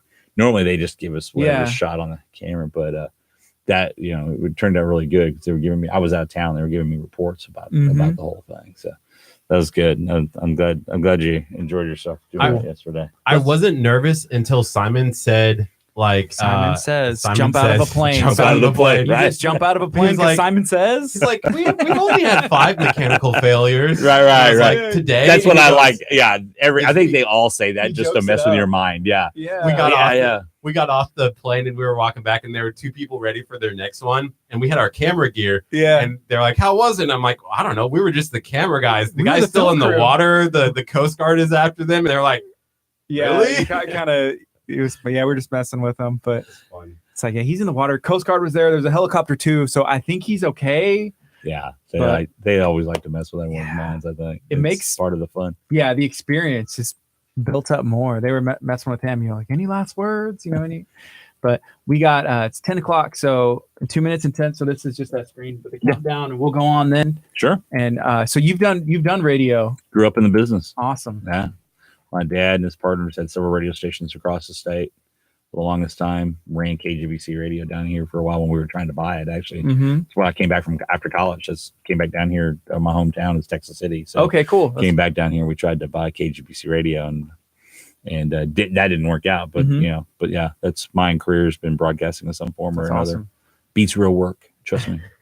that's what we said. Everyone says, you Trust have the me. greatest job. And Yeah, we're it's- like, it's fun. Yeah, We get to it's go fun. and do food. We get to go and Right. jump out of planes. And But the hours are a little bit different, and I'd imagine for you the hours it's 24 potentially 24 hours a day. Yeah, it is right now. I mean, it's we had a fatal accident. I'm sorry if you don't mind. Yeah, move it. I don't like not to be able to see people's faces when I Yeah, talk yeah. to us. So, jump. This morning, a little before midnight. Obviously a fatal accident in Texas City. So I wasn't there myself. I had someone there, but it's one of those things. I'm always in the on. loop with those. Always have it when it's big enough like that. I got to be involved. And How many people are on your team? we've got 2 full time, and then we have about Of course. 6 freelancers Cool. that work with us. Some are part time. Some are every once in a while type folks. But Yeah. we're close to where we're going to bring most folks on. Mm-hmm.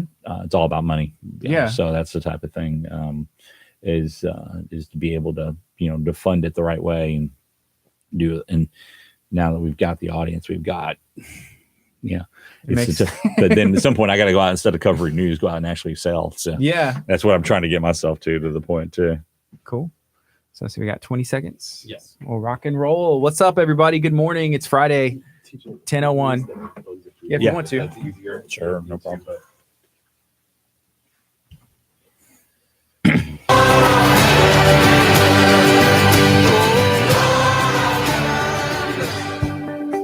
Good morning. You're listening to KHEA Radio 99.5 FM. This is Kickstart. I'm Gardy. And I'm Curt. And we have a very special guest in studio. We're hanging out with TJ from I-45 now, going to be learning about the history, where we're at now, and what is next for I-45 now. If you're not familiar with I-45 now, you've been under a rock. You've probably been hiding under a rock. They're doing really cool things. TJ, what's up? How are you guys doing this morning? I'm doing I love awesome. it. I growing up in the radio business that I did, hearing your voice before the microphone turns on and then going into that radio voice. I love that. I mean, I do the same thing all the Yeah. time. My wife tells me, she's like, you're doing your radio voice. And I'm like, what are you talking about? I don't even realize I'm doing it.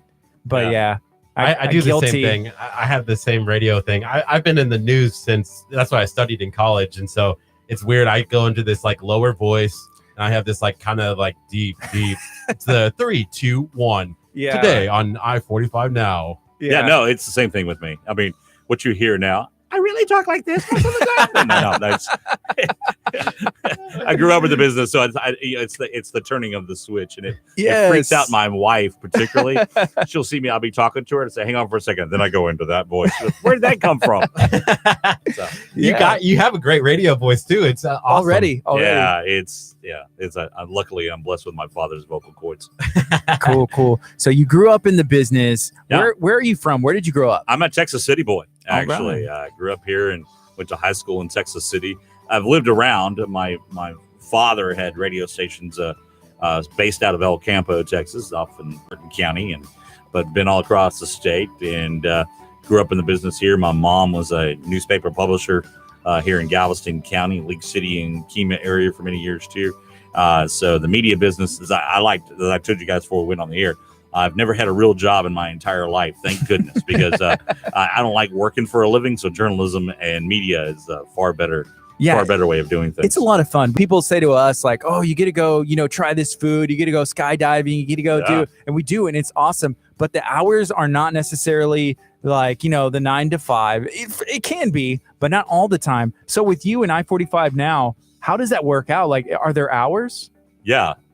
Midnight to midnight. No, it is. It's we wouldn't be doing our job if we weren't available to go 24 hours. Now we get sleep, and Car Halava, who's our executive producer, who's sleeping right now, in fact, because he was at a scene overnight, all night, covering that tragic scene. Obviously, with someone who was killed, but it is one of those things. We got to be on call when something happens, and there's the doldrums, so we take a break or do something like that. And we're a smaller staff, and we just started out last year, so we're not really fully staffed, as you would say, but to do that. But as I like to remind folks, our name is I-45 Now, not I-45 Now tomorrow or the next day or the next week. So when you have a name with now in it, you don't have a choice. You have to do it right now. You have to do it that way because the audience expects it. And with social media, you literally have the ability to do it right now. Right. If you need to or want to or have to. So how did that, you mentioned earlier when we were talking off the air that in April is kind of like when you really started taking the ground. So how did the idea come? Where did it start? Yeah, one of the things is, for folks that are in the area that know of me, been in media in this market for a long time, whether it's KGBC Radio, the Texas City Sun, the Galveston County Daily News, Channel 11, Channel 51, KNWS out of Houston as well. Those were the kind of parts of what it does. How many fingers are we up to? 10? Yeah, right. Yeah. A, B, C, D, E, F, G. Yeah. Just like we're running letters. But I was at the Galveston County Daily News as the mainland editor there until 2015, and had decided I wanted to do my own thing. My father had had his own company and before he retired and sold off those interests. And, it was one of those things. I was getting closer to 50 and like, hey, got to do my own thing at some point, be my own boss. And that's what I set out to do. And the idea for I-45 Now had already been in my head under a different name, but get into the little details of that later, but had that idea. And so I left the Daily News to start that up. And when I did, my wife at the time was president of College of the Mainland here in town. And because of my schedule and the way news is, as we talked about being, on call basically 24 hours, there was, and we were new in our marriage, and it was like, okay, I'm going to take 2 months off just to hang out with you. Yeah. And I'll work on this kind of on the side. So with all intents and purposes of launching in January of 2016, then unfortunately I had an accident. Crushed both my legs, laid up in the hospital for 3 months, then at home for a couple more months. And meanwhile, my wife takes a new job down in Corpus Christi and had to relocate there. So that with what was going on in our personal lives, I had to kind of push things off and delay it. And so once we got everything settled in Corpus and what we were going to do with our future, then April of last year was when we really got real about it. I-45 Now existed, social media only. And that was not the original intent. In fact, it was going to be, I'm going to go start a website. I'm going to tell everybody, come to me for the news, and we'll tell you what the news is. We're going to cover city council meetings and everything else. And funny things happen in life.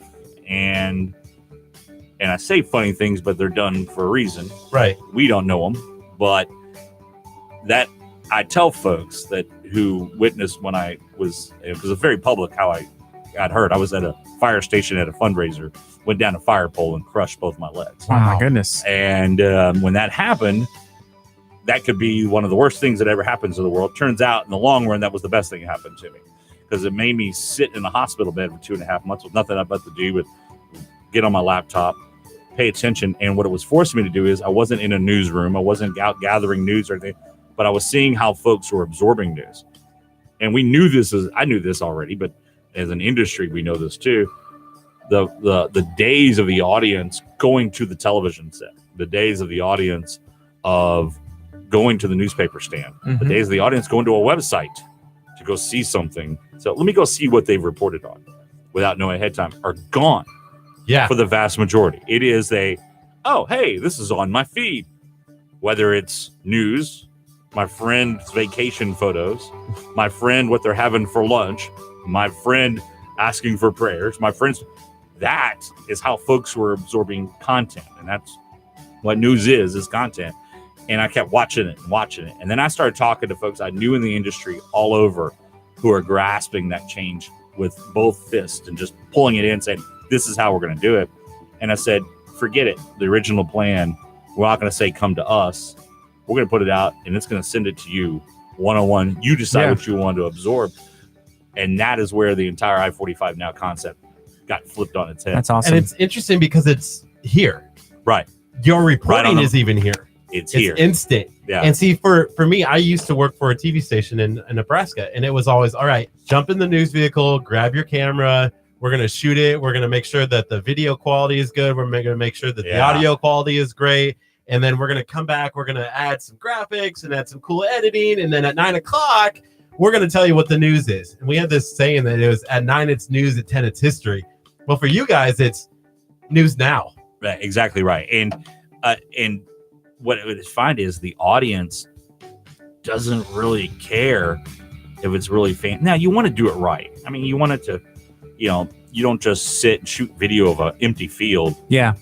And say, by the way, somewhere out there is a wreck, or there's a plane crash, or there's police out there. You do have to show something. But folks get when they see flashing lights, you're at a scene of something. Right.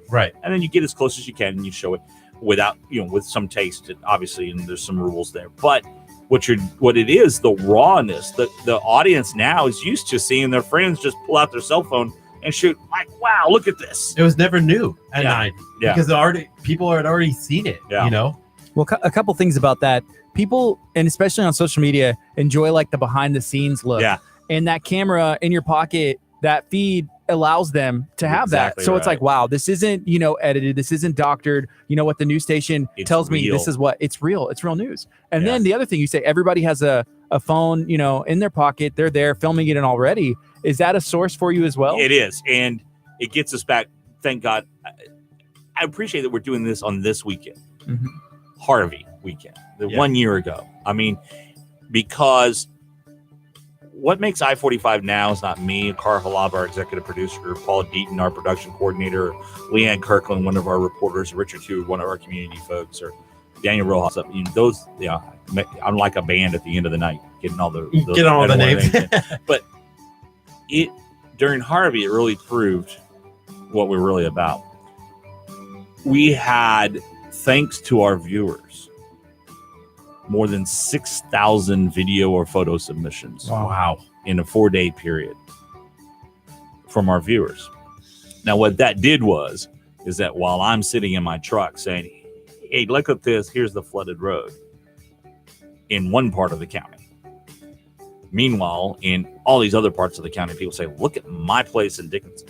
Yeah. Look at my place in Friendswood. Look at my place in League City. Look at my place here. Look at this, and this. And the next thing you go, wow, y'all are everywhere. Mm-hmm. I said, well, really, our viewers are everywhere. Yeah. But the difference is, yes, they're going to send it. But what those folks have is they know their streets flooded. Okay. What they don't know is that minutia detail of our rescue boats on the way. Is the Coast Guard on the way? Does someone know I'm here? What else is happening out there? What officially is being done? That's where we step in, because that's where we have a contact. Mm-hmm.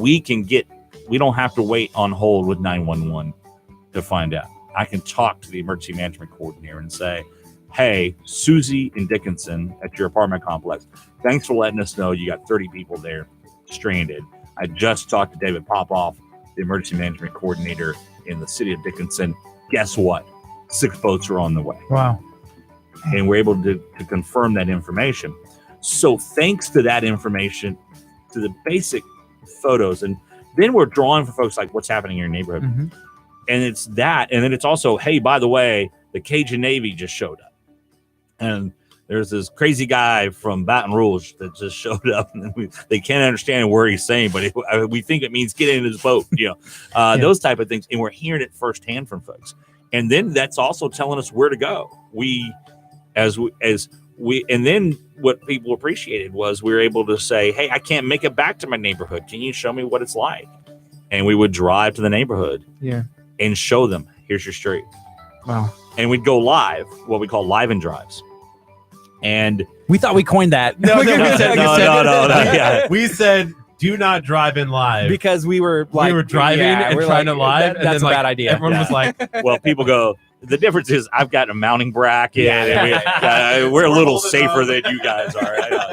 You amateurs, I tell you what. Anyway, but we do those live and drives and just show people what their neighborhood is. But because we're from here, we can tell folks we know this neighborhood. Yeah. Mm-hmm. And it was funny because as we're doing it live, we can see as folks are sending us stuff. It's like, say, turn right. And by the time we actually see what they said, we've actually passed that street. Mm-hmm. And people get disappointed. You didn't go on my street, but we'd go back and do it as often as we could.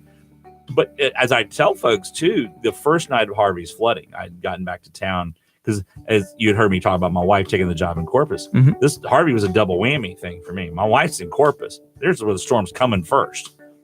So I had to get her out of town, board up our house down there, get her to Conroe, and then I had to essentially leave her, saying, we're about to get hit. I've got to go where I'm needed, and came back down this way and to cover the flooding that was coming. Because we knew a lot of folks were caught off guard, but I think, this is what I call the Rita effect and the Ike effect. Folks didn't realize that Harvey, while a hurricane, really wasn't a hurricane for this area. It was a huge rain event, a massive flooding event. And folks were thinking, oh, well, it's only on the coast. You have to worry about a hurricane. And I know that we were doing reports 2 days before saying, get ready. This is going to be bad. Because every expert we talked to was telling us that. I remember that it hit. The first one hit that it was, I think it was a Friday. Yeah. And we locked up everything here at the station and here at the church. We had the bags in front of everything. And I remember walking out and I'm like, this isn't going to be bad. Right. And I went in, I sat in my apartment and I just sat there all night. And I remember waking up Saturday morning and going, oh my gosh. Like I think I saw it was a Sunday morning. Wasn't it? It hit on Saturday. Overnight. So it was a Saturday. Like I remember Friday thinking, oh, this is nothing. Because nothing happened Friday. Because that wasn't the storm. And then Saturday hit late Saturday night. And I remember waking up Sunday morning and being like, oh my gosh, my people are like, hey, they're standing on cars, trying to get rescued. And I was like, oh my gosh, what happened? The thing about that I remember, and I almost had a rush of emotion come over, but I remember seeing on social media, people posting hey, can someone go check on my parents? They're in the attic at the house. They're at this address. Please, can somebody? And then the community coming together and people going out in boats that were able to get out of there. I was stuck in my house for 3 days. I think I couldn't get out because we were flooded in. But yeah, that's the biggest story from Harvey, I think, is folks helping each other. We're going to see some of that this weekend. In fact, we're seeing a lot of coverage of what's not been fixed and what's not been repaired, and folks that are still struggling, and it's real. But you'll see with our coverage this weekend is that we're going to show some of we're not doing this whole reflection piece of, hey, here's what happened a year ago. So where are we now? What are we doing? Whether it's the group of folks that are heading out tomorrow from various locations to the Galveston County Recovered to go help folks that are still not recovered. Yeah. The folks that have gotten left behind. Or in Friendswood and League City on Sunday, both having events of just thank you for being there for us. And folks coming together again and sharing. And whether it was at the Relief Center in League City, where we saw an old Kroger turn into just a place where, folks came to get help. Yeah. But folks whose own houses were flooded, showing up there to volunteer to hand out. You go to Wedgwood Elementary in Friendswood, where in the middle of the floods and one of the hardest hit areas of Friendswood, folks just said, hey, there's a school. It's high and dry. We're going in. They didn't have the school district's permission. They didn't have anyone. A cop took a pry bar and went, bam. Wow. And in the doors, come in, let's go. And it emerged from that where members of the Friendswood Volunteer Fire Department and then employees of that school district showed up, of that school, I should say, showed up, and others, and they just said, what do we got? What do we need to give to folks? Wow. Because they were cut off. I mean, it took us 2 hours through all these back roads stuff to get to that spot where they were. And around them were thousands of homes of people underwater that needed help, where helicopters flying over plucking people from rooftops to get them out. And so you saw this across the area and folks just stepping up and helping each other. And what almost was always happening was someone stepping up and helping their neighbor. Yeah. But right behind them was their own house destroyed. How do you do that? I mean, and then sometimes I would feel guilty because, all right, I know I'm high and dry, both my houses, Corpus and here, and I'm fine. I have my truck, I'm good, and I'm documenting this. And it was like, well, I'm not swinging a hammer, I'm not helping muck out the house. But that's also where our role is very much different, because us showing that is what hopefully inspires others to say, I need to get there to help. Yeah, we became a relief center here as well on the campus. Yeah. And we had, at first we were a Red Cross, so people were sleeping here. Right. And then they ended up moving the Red Cross station somewhere else. And we became a place where there was, I think we tried to estimate, it was close to like 1 million pounds of supplies and food that came in for weeks. Every day we had volunteers. We had people that had their own houses flooded, like you said. They were volunteering themselves and handing out stuff and saying, hey, my house is, I don't know what's going to happen, but I'm okay. I'm healthy. I'm here and I want to help, because what else can I do? I just have to wait for now. Yeah. But to see our community come together is awesome. And I think that's something, I like to think that's something that separates us from the rest of the country at a time, you know, there's strife, I guess. And just like for us to come together and focus. I think it's important. I've heard that line a lot about separating us from the rest of the country. Actually, it doesn't. You go to Joplin, Missouri when the tornadoes hit, or Alabama when the tornadoes hit and stuff. You saw the same thing in those states and in those communities. It's different when you're outsiders looking in. Now, the strife that are happening out there is happening what I call peacetime, non-crisis times that we see out there, the divisions and everything else like that. When something like this that everyone can relate to hits, everyone steps up. Yeah. And folks in Louisiana, the Cajun Navy, as I pointed out, they showed up here. But you got to remember, too, they showed up here because folks from here went their way when they were flooded. We saw it after Ike here of our community coming together. But we also saw when things happened in Alabama or Missouri or Florida, Puerto Rico, that folks from these communities went there, too, or sent money. And then when you get on the ground in those communities, and I've gone to those communities because of my job, to see what's happening on the ground. It happens in communities all across this country. And I think sometimes we get cynical thinking, well, we're the only ones that stepped up and helped ourselves. Look at those people. Because I call it the Katrina effect, because we saw what happened during Katrina, and what was making national news was different than wasn't different. What was happening on national news was true. We saw folks suffering and not getting help, and we saw officials saying things, but at the same time there were churches doing exactly what Abundant Life was doing in New Orleans and Metairie and in Baton Rouge and other parts of Louisiana, and going back to Katrina. And we see that in the Golden Triangle in Beaumont, and we see that across this country, that the human spirit, anytime you want to get down on the human spirit and the graciousness of folks, this is why I like my job so much, is that you see it over and over and over again. It's just very localized. And we say it doesn't get national coverage. It does. It's just we don't pay attention to it as much as an audience. Let's say I don't see it myself. And I wish that maybe they focused on it more, or there was more outlets like I-45 now across the country that would be able to publicize that stuff. Because whenever I see national news or it's put in my face, either from like ABC, NBC, they're not talking about hey, this community is coming together and going out and risking their lives to save someone else, even though their stuff is destroyed. Well, and in all defense of that, those national outlets are doing that, but they're also, but the local outlets that you're talking about, that they're there. They're the local newspapers in those communities. They're telling those same exact stories. What it is that we think, oh, there's something happening in a rural part of Missouri, so I'm going to go to ABC News to find out about that. No, that's not ABC News's bailiwick. They have maybe 5 minutes tops on a major disaster to cover. They got the rest of the country to cover after that. Find the local paper in that town. Find their digital site. Tell you what, you go there, everything is about what's happening on the ground there. When tragedy strikes, it's always the locals that step up.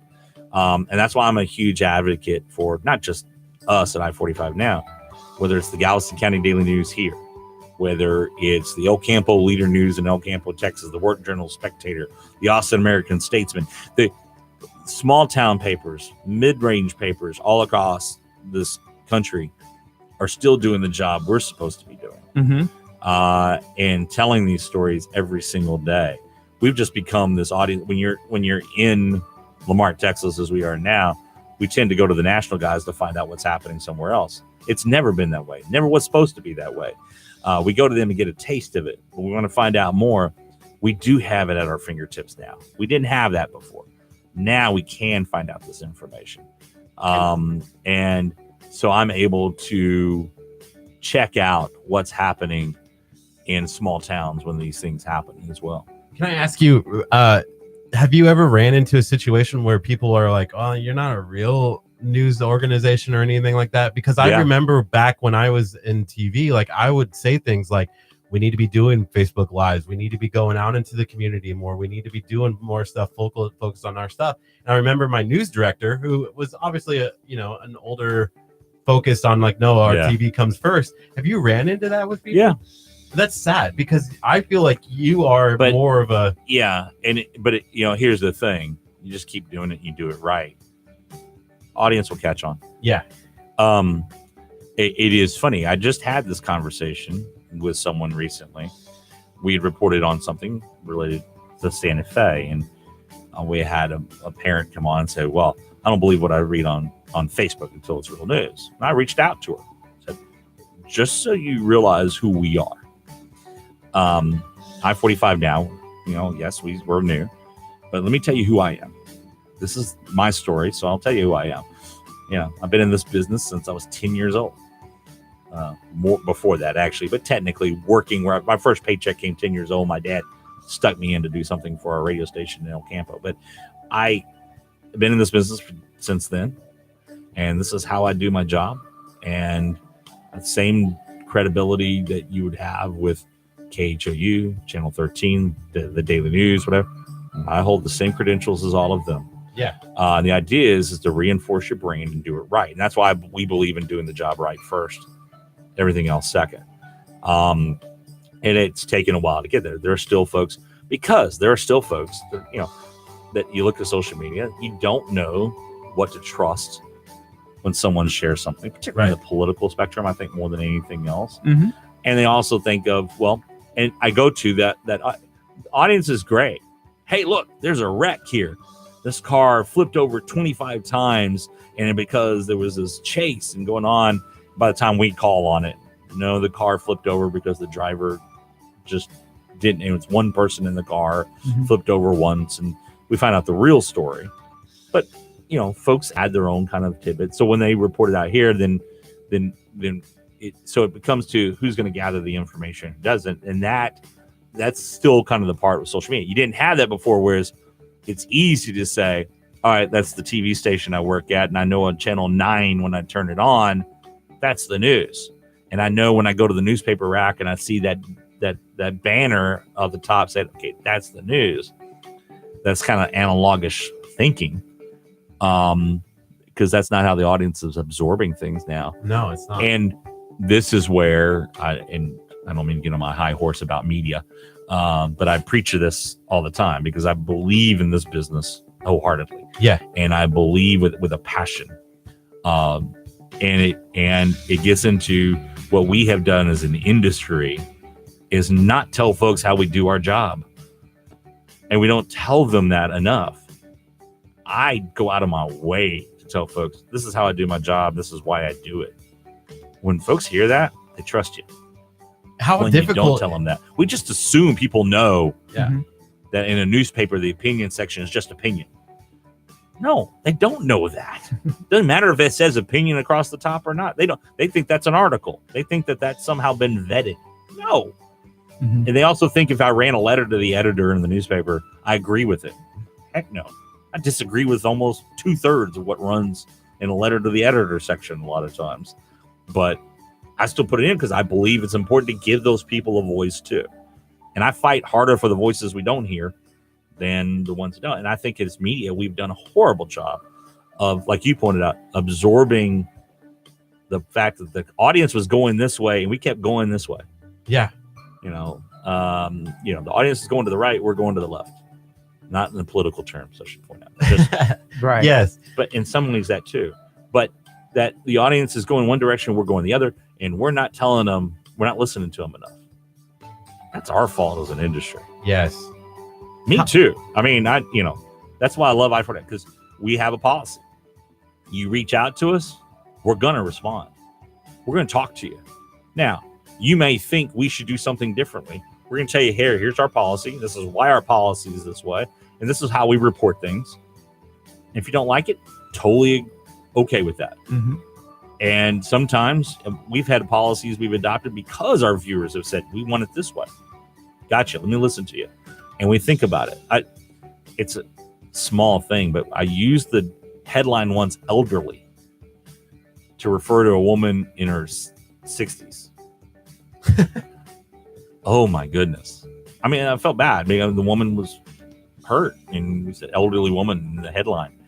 And 100 posts about, why'd you use the term elderly? She's 63. It's not elderly. And that was what people were dwelling on. And I had direct messages and I said, I went and changed the headline and said, we changed the headline. We'll put her age in there. Sorry. Yeah, we were. Now, as I said, it's always in the eyes of a beholder. She was elderly to me, but not to folks that age. And so, that was a good learning lesson. Listen to your audience a little bit. Now, it's not about being politically correct or not. Just understand the terminologies that we used before, not the same now. So it's, and that's again that's the great thing of being a social media based media outlet is when you get that direct feedback from your audience, you talk to your audience. As long as you talk to them, if you don't talk to them and you're just going to go down your way, you're going to lose. And that's what I think overall media loses all the time. They have focus groups in TV stations, for example. I've sat in thousands of those over my career. Okay, that helps some, but you're not really listening to the audience. Yeah. It's 10:32. You're listening to KHEA Radio 99.5 FM. We have TJ from I-45 now in. We're learning about where is media going? Where is the news going? I know, Curt, you have a question. I had one too, but go ahead. Yeah, I actually had, this came from an actual listener. They texted in. If you have any more questions for TJ and I-45 now, you can text us at 346-704-1806. You can also call us at that same number, 346-704-1806. And the question for you is, TJ, what story has you reported on all your years in journalism that still affects you today? And what was so special about that story? Oh, wow. He has to think back from 10 years old to now. Yeah, right. There's a lot of those, and the effects are different ways, different reasons. I always go to one though. It would be the BP explosions in Texas City, and there's so many things in that, but that one, it changed what I reported on and how I did it in more ways than one. It used to be when you had a refinery incident, for example, you would just take at face value what the official said. And it became, well, we did this report. This is the thing that happened that day. But experts kept telling me, it says, no, you really, when this type of thing happens, you need to look what's called root cause analysis. You need to look at what led up to that day. Mm-hmm. And it comes into, we know that when there's a crash that happens, for example, out there and say several people are hurt and a couple people are killed, you know that crash happened that day, and they'll issue a ticket or maybe arrest somebody for a charge. But what led to that before that? Was there a societal thing that led to somebody who thought they'd get away with drunk driving? Was it someone who has Missing stop signs, stop lights, dangerous curve, those type of things? Yeah. That's the root cause analysis starting point. And that BP disaster that killed 15, it opened my eyes as a reporter to, you just don't take what the officials tell you on the surface. You need to look a little deeper and ask those questions. Could this have been prevented? Yes. How could it have been prevented? Don't put in blowdown stats. Those haven't been accepted for 20 years in the industry. Well, why are they still here? We don't know. Company says, well, they're accepted, and they give the you let them have their voice still, but you still ask the question, find out, is that accepted? And a lot of it comes in that, that changed in when I looked at it. And it doesn't mean looking at to go after a company or in particular or something like that. It looks at it as, okay, this was so big that it needed to be looked at a different way, the number. But it's also changed in how I do things. I ask the question beyond the surface every single time with me. I tell folks in the PR business, for example, when you send me a press release, there's no such thing as a perfect press release. I don't care what you say. I'm going to ask a question. I'm going to find something I want to know that you didn't put in there. and that's what makes us journalists, right? And that's how you go beyond. And we should always be doing this. I go to Larry King. I mean, he always talked about he never prepared for an interview because he was just naturally curious. And the first thing I tell everyone on our staff is just be curious. Be curious. And because they'll always say, well, what question should I ask? I say, I don't know. People, what do you mean you don't know? I don't know. I know what I'm going to as a story. Always have. I don't have in my mind what the story is about till I get there, because I want to find out what it's about first. It may not be what I think it is. And there are some things that are obvious, and you go in with a lead, but the basic, just be curious. And whatever you hear from somebody like this interview here, we were going to talk about, the setup I-45 now. We're talking about much bigger concepts right now, right? Than that. That's fine with me. I mean, I'd love to be bragging all about my company, but this is part of my process of explaining how we do our job.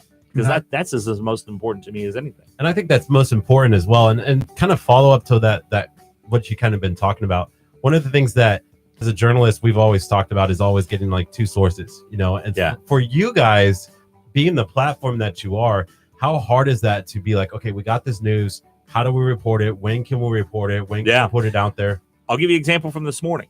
Okay. We had a fatal automobile accident on State Highway 3. All right. Woman was killed. And so when we get to the scene, obviously police are working it. They have their priorities are the scene, not us. We get what information we can and what we can tell, which is we know there's a vehicle involved. We know some people were transported. We know there's one person dead. That's it. The only information we have. But you just say that. We have this. When we get more, we're going to tell you. Then it's a matter of, okay, what do we confirm? What do we use? And that becomes a tricky point too. Folks that weren't there will tell you all sorts of stuff. And you take that and you go, okay, use that to ask a question of officials. Hey, we're told this, that even likely? Mm-hmm. And if they say, well, maybe, well, no, let's find out how likely. That's the next follow-up question. The difference between us and others. The whole two-source confirmation thing, that's a little different nowadays as well too. Not that it shouldn't be there, but sometimes the one source, when it becomes the official source, you have to take that. But you still need to question them and question them hard. And so my conversation when I talked to the PIO at the Texas City Police Department this morning is, hey, this is the information I've got. Go check back with your people. Let's make sure it's right. Yeah. And so he's actually checking with multiple sources and comes back and says, this is what I'm told. And even when he tells me something, I say, you sure about that?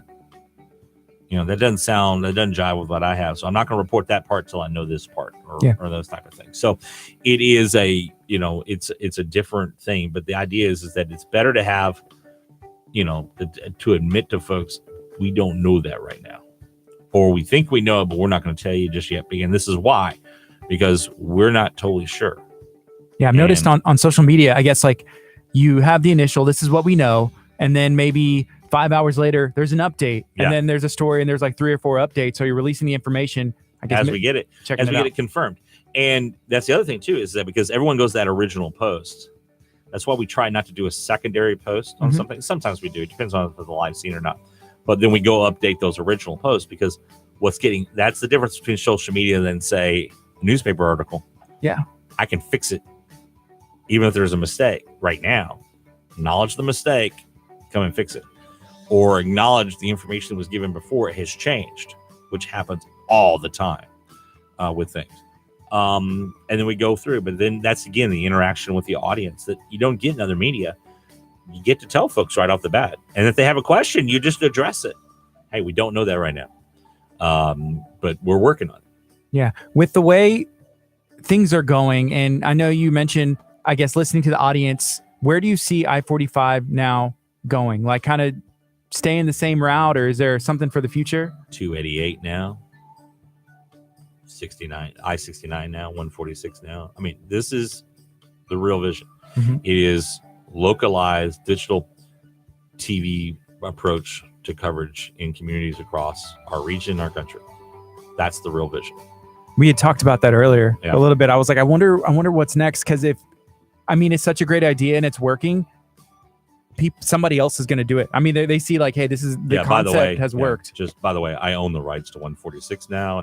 I do, but I should point out, before anyone gets any wild ideas, you're going to run into some problems here. Oh man, when you go try to find to get that web URL, guess what? I own it. Alt Media Holdings owns that already. Cool. You'll be amazed at what I got across the I-10 now. Yeah. I like the highway logo thing. It's cool. Well, a true story. I was working at Channel 11 KHOU during Hurricane Ike, and we were working 12-hour shifts at that time, and I was on late night into early morning, and when I was done with my shift, I'd go somewhere else in the station to sleep. So was get off the air, wired up, and I'm sketching out things on a back of a I need to find it somewhere, back of a script that Greg Hurst, who was our anchor at the time, had, and I'd gotten it from him, and I sketched out the original logo for what was Galveston Bay now. I said, you know what, because Ike was like, I knew I wanted to do this at some point, but Ike would hit our community down here hard. This is my home county. And I said, you know what, this is where I need to go back to, and this is what I need to do. And it got diverged a little bit because the paper brought me back. I'd already been at the newspaper, and then they brought me back afterwards, after Ike. And so I sketched out the original. And the way I look at it was I-45 now. Anyone that drives up and down the Gulf Freeway, that's free advertising for me. When they see the logo, they see Interstate 45. So, hey, that's the I-45 now logo. Now, it has its mixed blessings, because anytime there's something wrong with construction, I'm getting blamed almost as much as TxDOT nowadays. No, they get it far worse than I do. But folks are always that, and that's a big part of what we do too. Is we do cover the traffic situations, and we hope to have I saw one by the end of the year. A traffic reporter. Yeah, just like some closures, and that stuff is very necessary with all the stuff. I mean, it's growing. This stretch of I-45, Galveston to Friendswood and the Beltway. It's awesome to see like how much growth and business is coming in. So there's going to be those updates as time goes. Yeah, I hate to sound like one of those old guys from the day, that like my late grandfather would always say, I remember when this wasn't here. That was always Fields. Yeah, it's Fields. I can say driving from Texas City to Baybrook Mall. Well, actually not even Baybrook Mall, Alameda Mall. That was the big mall back then. League City was a cow town, really was. And now it's, Texas City was bigger than League City, but boom, League City, 100,000 plus population. Now just took over. It was just nothing but empty fields. And it was for the longest time. And it is kind of still weird to drive up the Gulf Freeway and only see a little bit of pockets of emptiness. Yeah. on the way. We like, we're in Lamarck, Abundant Lives in Lamarck. KHEA Radio is in Lamarck, and there's a lot of frontage road in 45, and so Right. we're guessing and hoping and liking the houses that are coming in Lamarck because they're running out of room. You know what I mean? So Yeah. as it's moving down the construction, we're witnessing it. Thousands of I homes. only say it's because we have this radio station. We build this radio station, and the people come. It's like the Field of Dreams. Well, you're gonna have I to, guess so. you're gonna have to argue with Mayor Bobby Hocking about that. He's gonna say it's because Of what he's doing, yeah. because he is mayor. But anyway, trust me, it is but in credit, a side note to y'all being here. I mean, Pastor Hallam and the church, which has been a stable off the Gulf Freeway, like 34 from here. years or something. Yeah. It has been, more than just Harvey. This church community has been an important part of our community for the longest time. It's been kind of fun to watch it to grow. To this day, one of the best things you see is the crosses from at Memorial Day that On the frontage right on there. the frontage road out there. For the longest time, it was the only time you could see through the frontage road to the church because they finally mow the grass. Yeah. But that's something in itself that the community appreciates, that the outreach. That's cool. I have a couple questions from our listeners. We're talking to TJ from I-45 now, right here on KHEA Radio. And this comes from our Facebook friend, Melissa, who says, how do you choose the stories that you use on I-45 now? And what about the slow days? How are you picking those stories? It's weird. Well, how we pick stories generally is what's happening right this second. So like, what can we get to?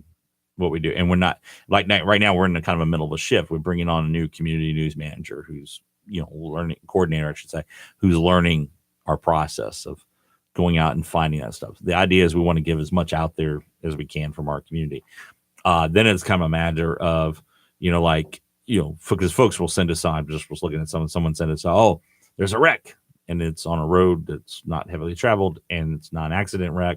I mean, non-major accident, no injuries type wreck, and it's not a rollover or something like that. So we won't be necessarily doing that. But a lot of what we pick on do is what we hear is breaking news, because that's our first and foremost kind of getting out to. Outside of that is whatever we can get to at times, and we can't make it to everything. We try to do as much as we can, but it's kind of pick and choose of, okay, we're in this community, or we haven't done something in this community in a while, or wow, this is something that hasn't been told yet. And so let's go and do that to feature it. See, I like this kind of model too, because back when I was a news journalist, it was, okay, you show up, here's your job for the day. You have to go and find a story. And it was oftentimes, well, there's not a story. Well, go make one. It's like you have to have a story for that day. And I hated that as a journalist.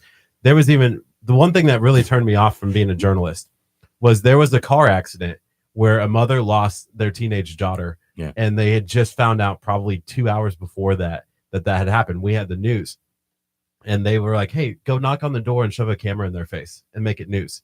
And I was like, that's not news. Let these people like go. And you guys are kind of like that. Well, that's a mixed thing. What I have found is that one, you don't put the camera in front of their face first. Talk to them first. As someone who's been in that position hundreds and hundreds and hundreds of times, and most recently, after the May 18th shooting in Santa Fe, the approach is different. What I found is those who want to talk will talk. Those who don't will tell you no, and you leave them alone. That's it until it's a public forum. Then if they talk, then you give them a voice. It's different it's individuals and folks. And I know folks a lot of times will say, you shouldn't be shoving a camera in their face. I get it.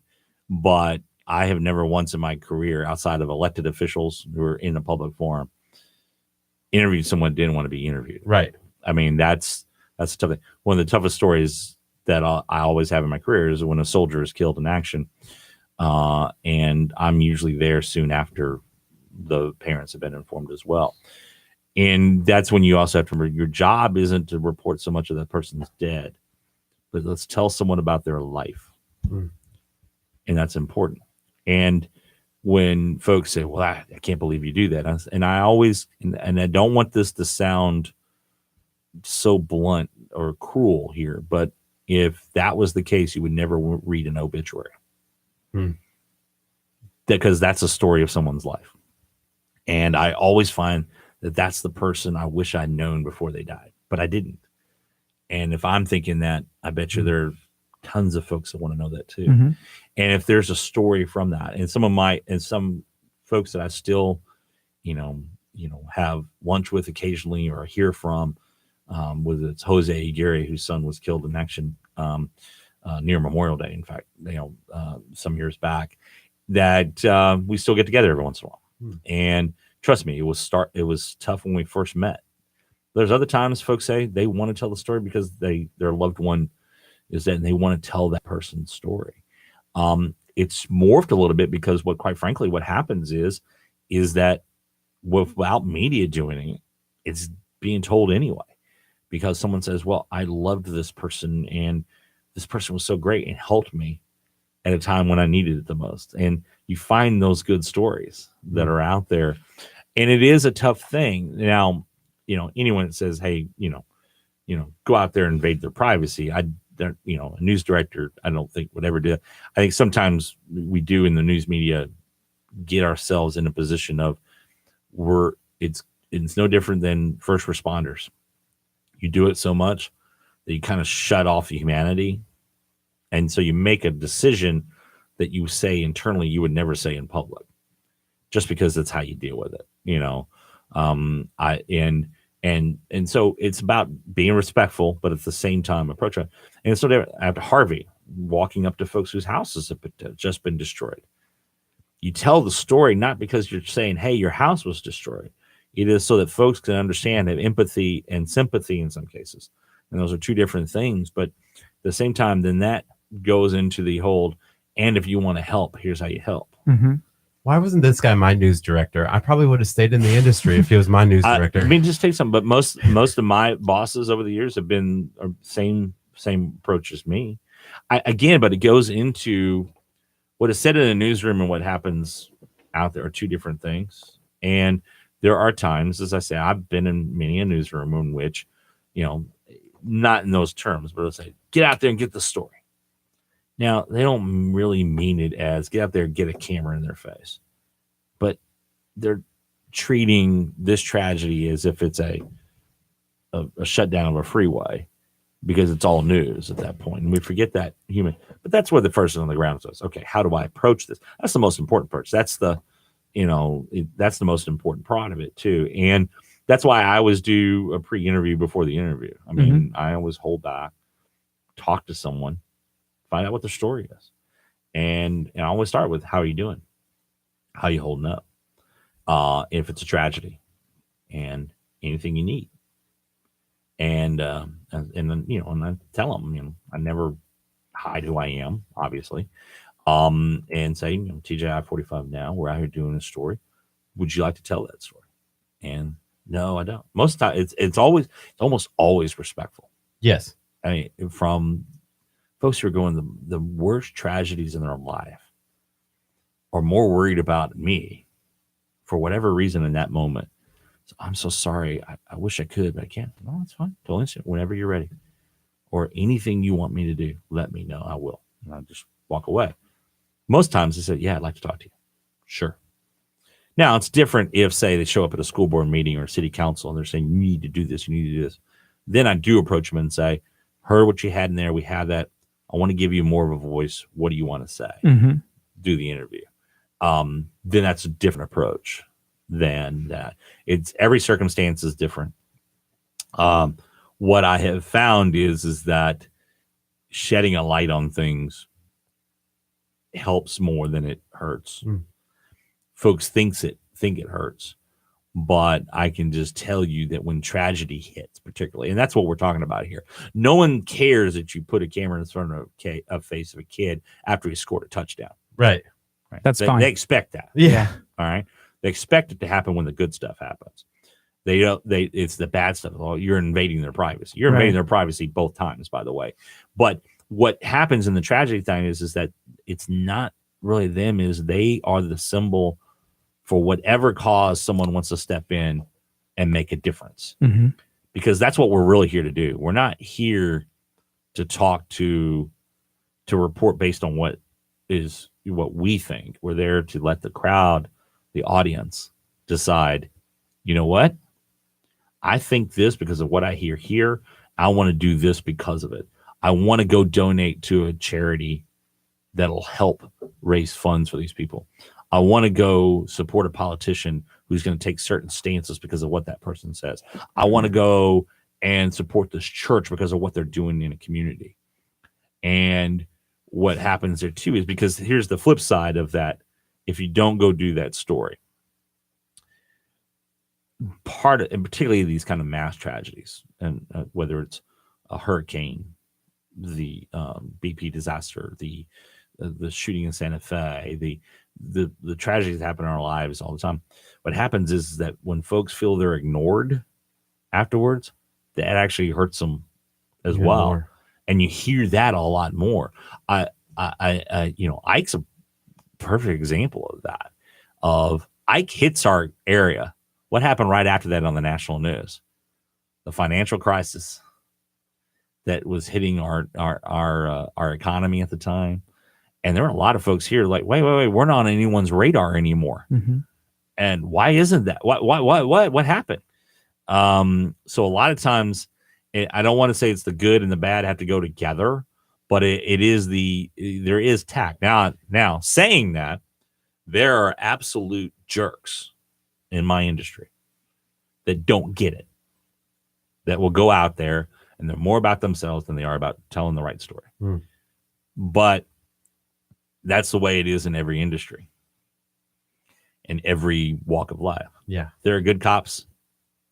There are great cops. There are some bad cops. There are great doctors, good doctors, horrible doctors. And individuals and how they act, we forget. We always say, well, that people, it's like someone condemning an entire church because the church 8,000 miles away did something. The preacher at that church, and it's easy for us to always put people in groups. As I always tell folks, we're just the society is still the high school cliques still continuing on many, many, many years later. We just change up the names of the groups. We're no longer the kids in the smoking circle or the goth kids or whatever like that. We've become them. It's everybody's a them instead of a we or an individual. And so, as I say, I'm the first to point out, and trust me, and when I see folks in my industry behaving in a way I don't think they should, I tell them one-on-one, you shouldn't do that. It's calling them out. Yeah, that's good. Do not take a selfie at a funeral. Right. Terrible. Right. Now, and funny, I've had people say, hey, I was at a funeral, Santa Fe, and some folks saw me, and I was sitting in the back of the church, and someone came over and said, hey, you're TJ from I-45 now. I said, yeah, hi. And we watch you all the time. Well, thank you so much. I appreciate it. Can we take a photo with you? I said, no, I don't think this is appropriate here. Some other story, some other place, I'll be more than glad to take one, but not here. Mm-hmm. But then I see, some others folks said, well, I'm here at this, I'm going to take a selfie. Not reporting, just taking a selfie. Yeah. No. Now, if I'm doing a report and I'm doing what I call a selfie video saying, we're here, here's what's going on. Yeah. That's a different thing. It's not me, but it's not a self-narcissistic thing. Yeah, I'm just doing the job at that point. Taking a selfie, I'm here at this thing. Look at me. Yeah. We got a couple minutes left, and we have one question. Somebody asked if I-45 now runs on donations, and is there a way for the community to support? Wow. I'm glad you brought that up because we're about to launch a GoFundMe. In Cool. fact, yes and no. We're really what we want to be able to do is our model is to get our sponsors. So we have to do that. And we weren't ever going to have a subscription model. We're never going to have that. But yes, we're going to start a GoFundMe. I mentioned Harvey and Santa Fe and stuff. What we're finding now is our equipment is starting to kind of wear down on us a little bit, and we want to expand ourselves. Yeah, right. Yeah, we want to expand. So we are going to launch a GoFundMe here to see, because we've just topped 70,000 likes of the page. We have 78,000 followers, and then as I said, we're doing about 1.2 million, 1.4 million, depends on what week it is, of viewers every week. Now that's not individual viewers, obviously. That's not that. Mm-hmm. Most of our folks, as we track them, are all from this area, but our content, since social media content, it's a little bit different. It's not like you open the front page and you have the 6 stories. every story is its own thing. Yeah. So, one person may reuse 5 stories. So I get them 5 times. So that's how it's rated. But we are going to do that in the next couple of weeks. So be watching our page. Thanks. Whoever asked that question, I'll send you a personal invite for it and send you a lanyard to it, which, by the way, we've just ordered the lanyards. I was going to bring them for you guys. They're not in yet. We have our I-45 Now lanyards. That's It cool. looks like police tape. Yeah. It has our tip line on it, and we give those out to folks. So That's awesome. yeah, I'd wear one. I would wear it too. Every day on camera. Our viewers, hey, thanks.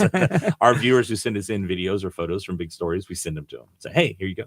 That's Awesome. cool. So how can people send in stuff really fast? Just Like really if they have quick? pictures and news and videos. The quickest way is to text it to us, 409-502-9000, or send it to us at news@i45now.com, or right on our Facebook page.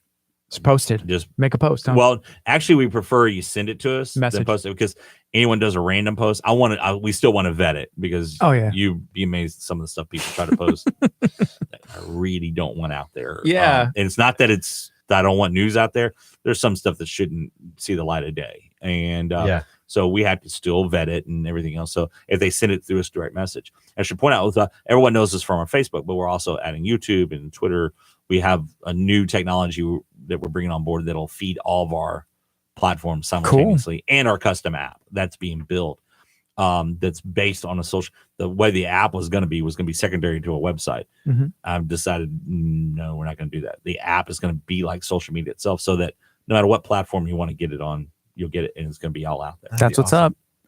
Utilizing every platform. I love it. Yeah, That's because what we're trying to do. we have found that the different people use different apps. They access media in different ways. So it's different age brackets, and it's literally, if you just do a little research, you'll figure it out yourself, and you can reach everybody. Yeah. In one way or another. But thank you so much for joining us today. Thanks for the invite, guys. I've been hearing some great things about you guys. I know that out there, I got to watch, part of your skydive episode yesterday. I'm glad, I was worried when I came in, you weren't here. That something bad had happened. I didn't see I said, man, I missed the end of the video. And most importantly, man, I missed the story. No, sorry. I shouldn't say it that I way. joked about that. I was like, you know what? I'm going to have breaking news right now. I have boots on the ground here in Galveston. I'm sending this straight to TJ. Yeah, Facebook Live. You would have gotten your lanyard already. I would have. Lanyard, and then he would have been here the next day, and it would just been a great. I should have told Simon, just release me. Cut me loose. I told him that was a thing holding our station back. I can't even imagine. No, I'm glad we had fun, and it was an awesome time today as well, TJ. Thank you for joining us. Appreciate it. You're listening to KHEA Radio 99.5 FM. It's 11:01, and we're going to have another stream tomorrow morning, 8:30. We got another live, and then we'll be back again Monday morning, bright and early, 8:30 in the morning. Make sure you tune in. Be on the lookout for that tandem skydive giveaway video that's going for Skydive Galveston. That's going to drop on Monday morning. Yep. We want to give a skydive trip to you, so be on the lookout for that video on Monday. Coming up next is Bethel right here on KHEARadio.com and 99.5 FM. All right. Thanks, guys. All right, Facebook. Let's end all our streams. Y'all have an awesome day. Before we end it, though, somebody did ask really fast, is there a way to get daily email reminders from your site? I sometimes forget things. So you're just wondering if you can get daily reminders. Is that possible? Not right now, because our staff size is the way it is, but we do want to do that. And that'll be part of the custom app where you can get this kind of, here's our daily brief. And what you need to do is turn the notifications on so you can get push notifications from Facebook anytime that I-45 goes live or whatever you set it to. And that's the best thing. What I've told folks to do is, when you go in there, set your notifications. If you really want to rely on us to get those, that's the best way of doing that. Because when we go live or we have a new post that's out there, you'll get it. You can go glance if you like it, watch it. If you don't, move on. That's the way I do it. Quite frankly, a lot of times, when we've got whether it's the police departments or the school districts or something like that, we're able to kind of track what they're doing, because I'm getting these alerts all day long, these instant notifications about stuff. Yes. Cool. Awesome. Thank you, guys. We hope that you have a good one. By the way, KHEA is located in Lamarck, Texas. Like and follow our page. You can check out more there. Thanks, Jim, for watching. We appreciate it. Guys, have a great day. See you Monday. And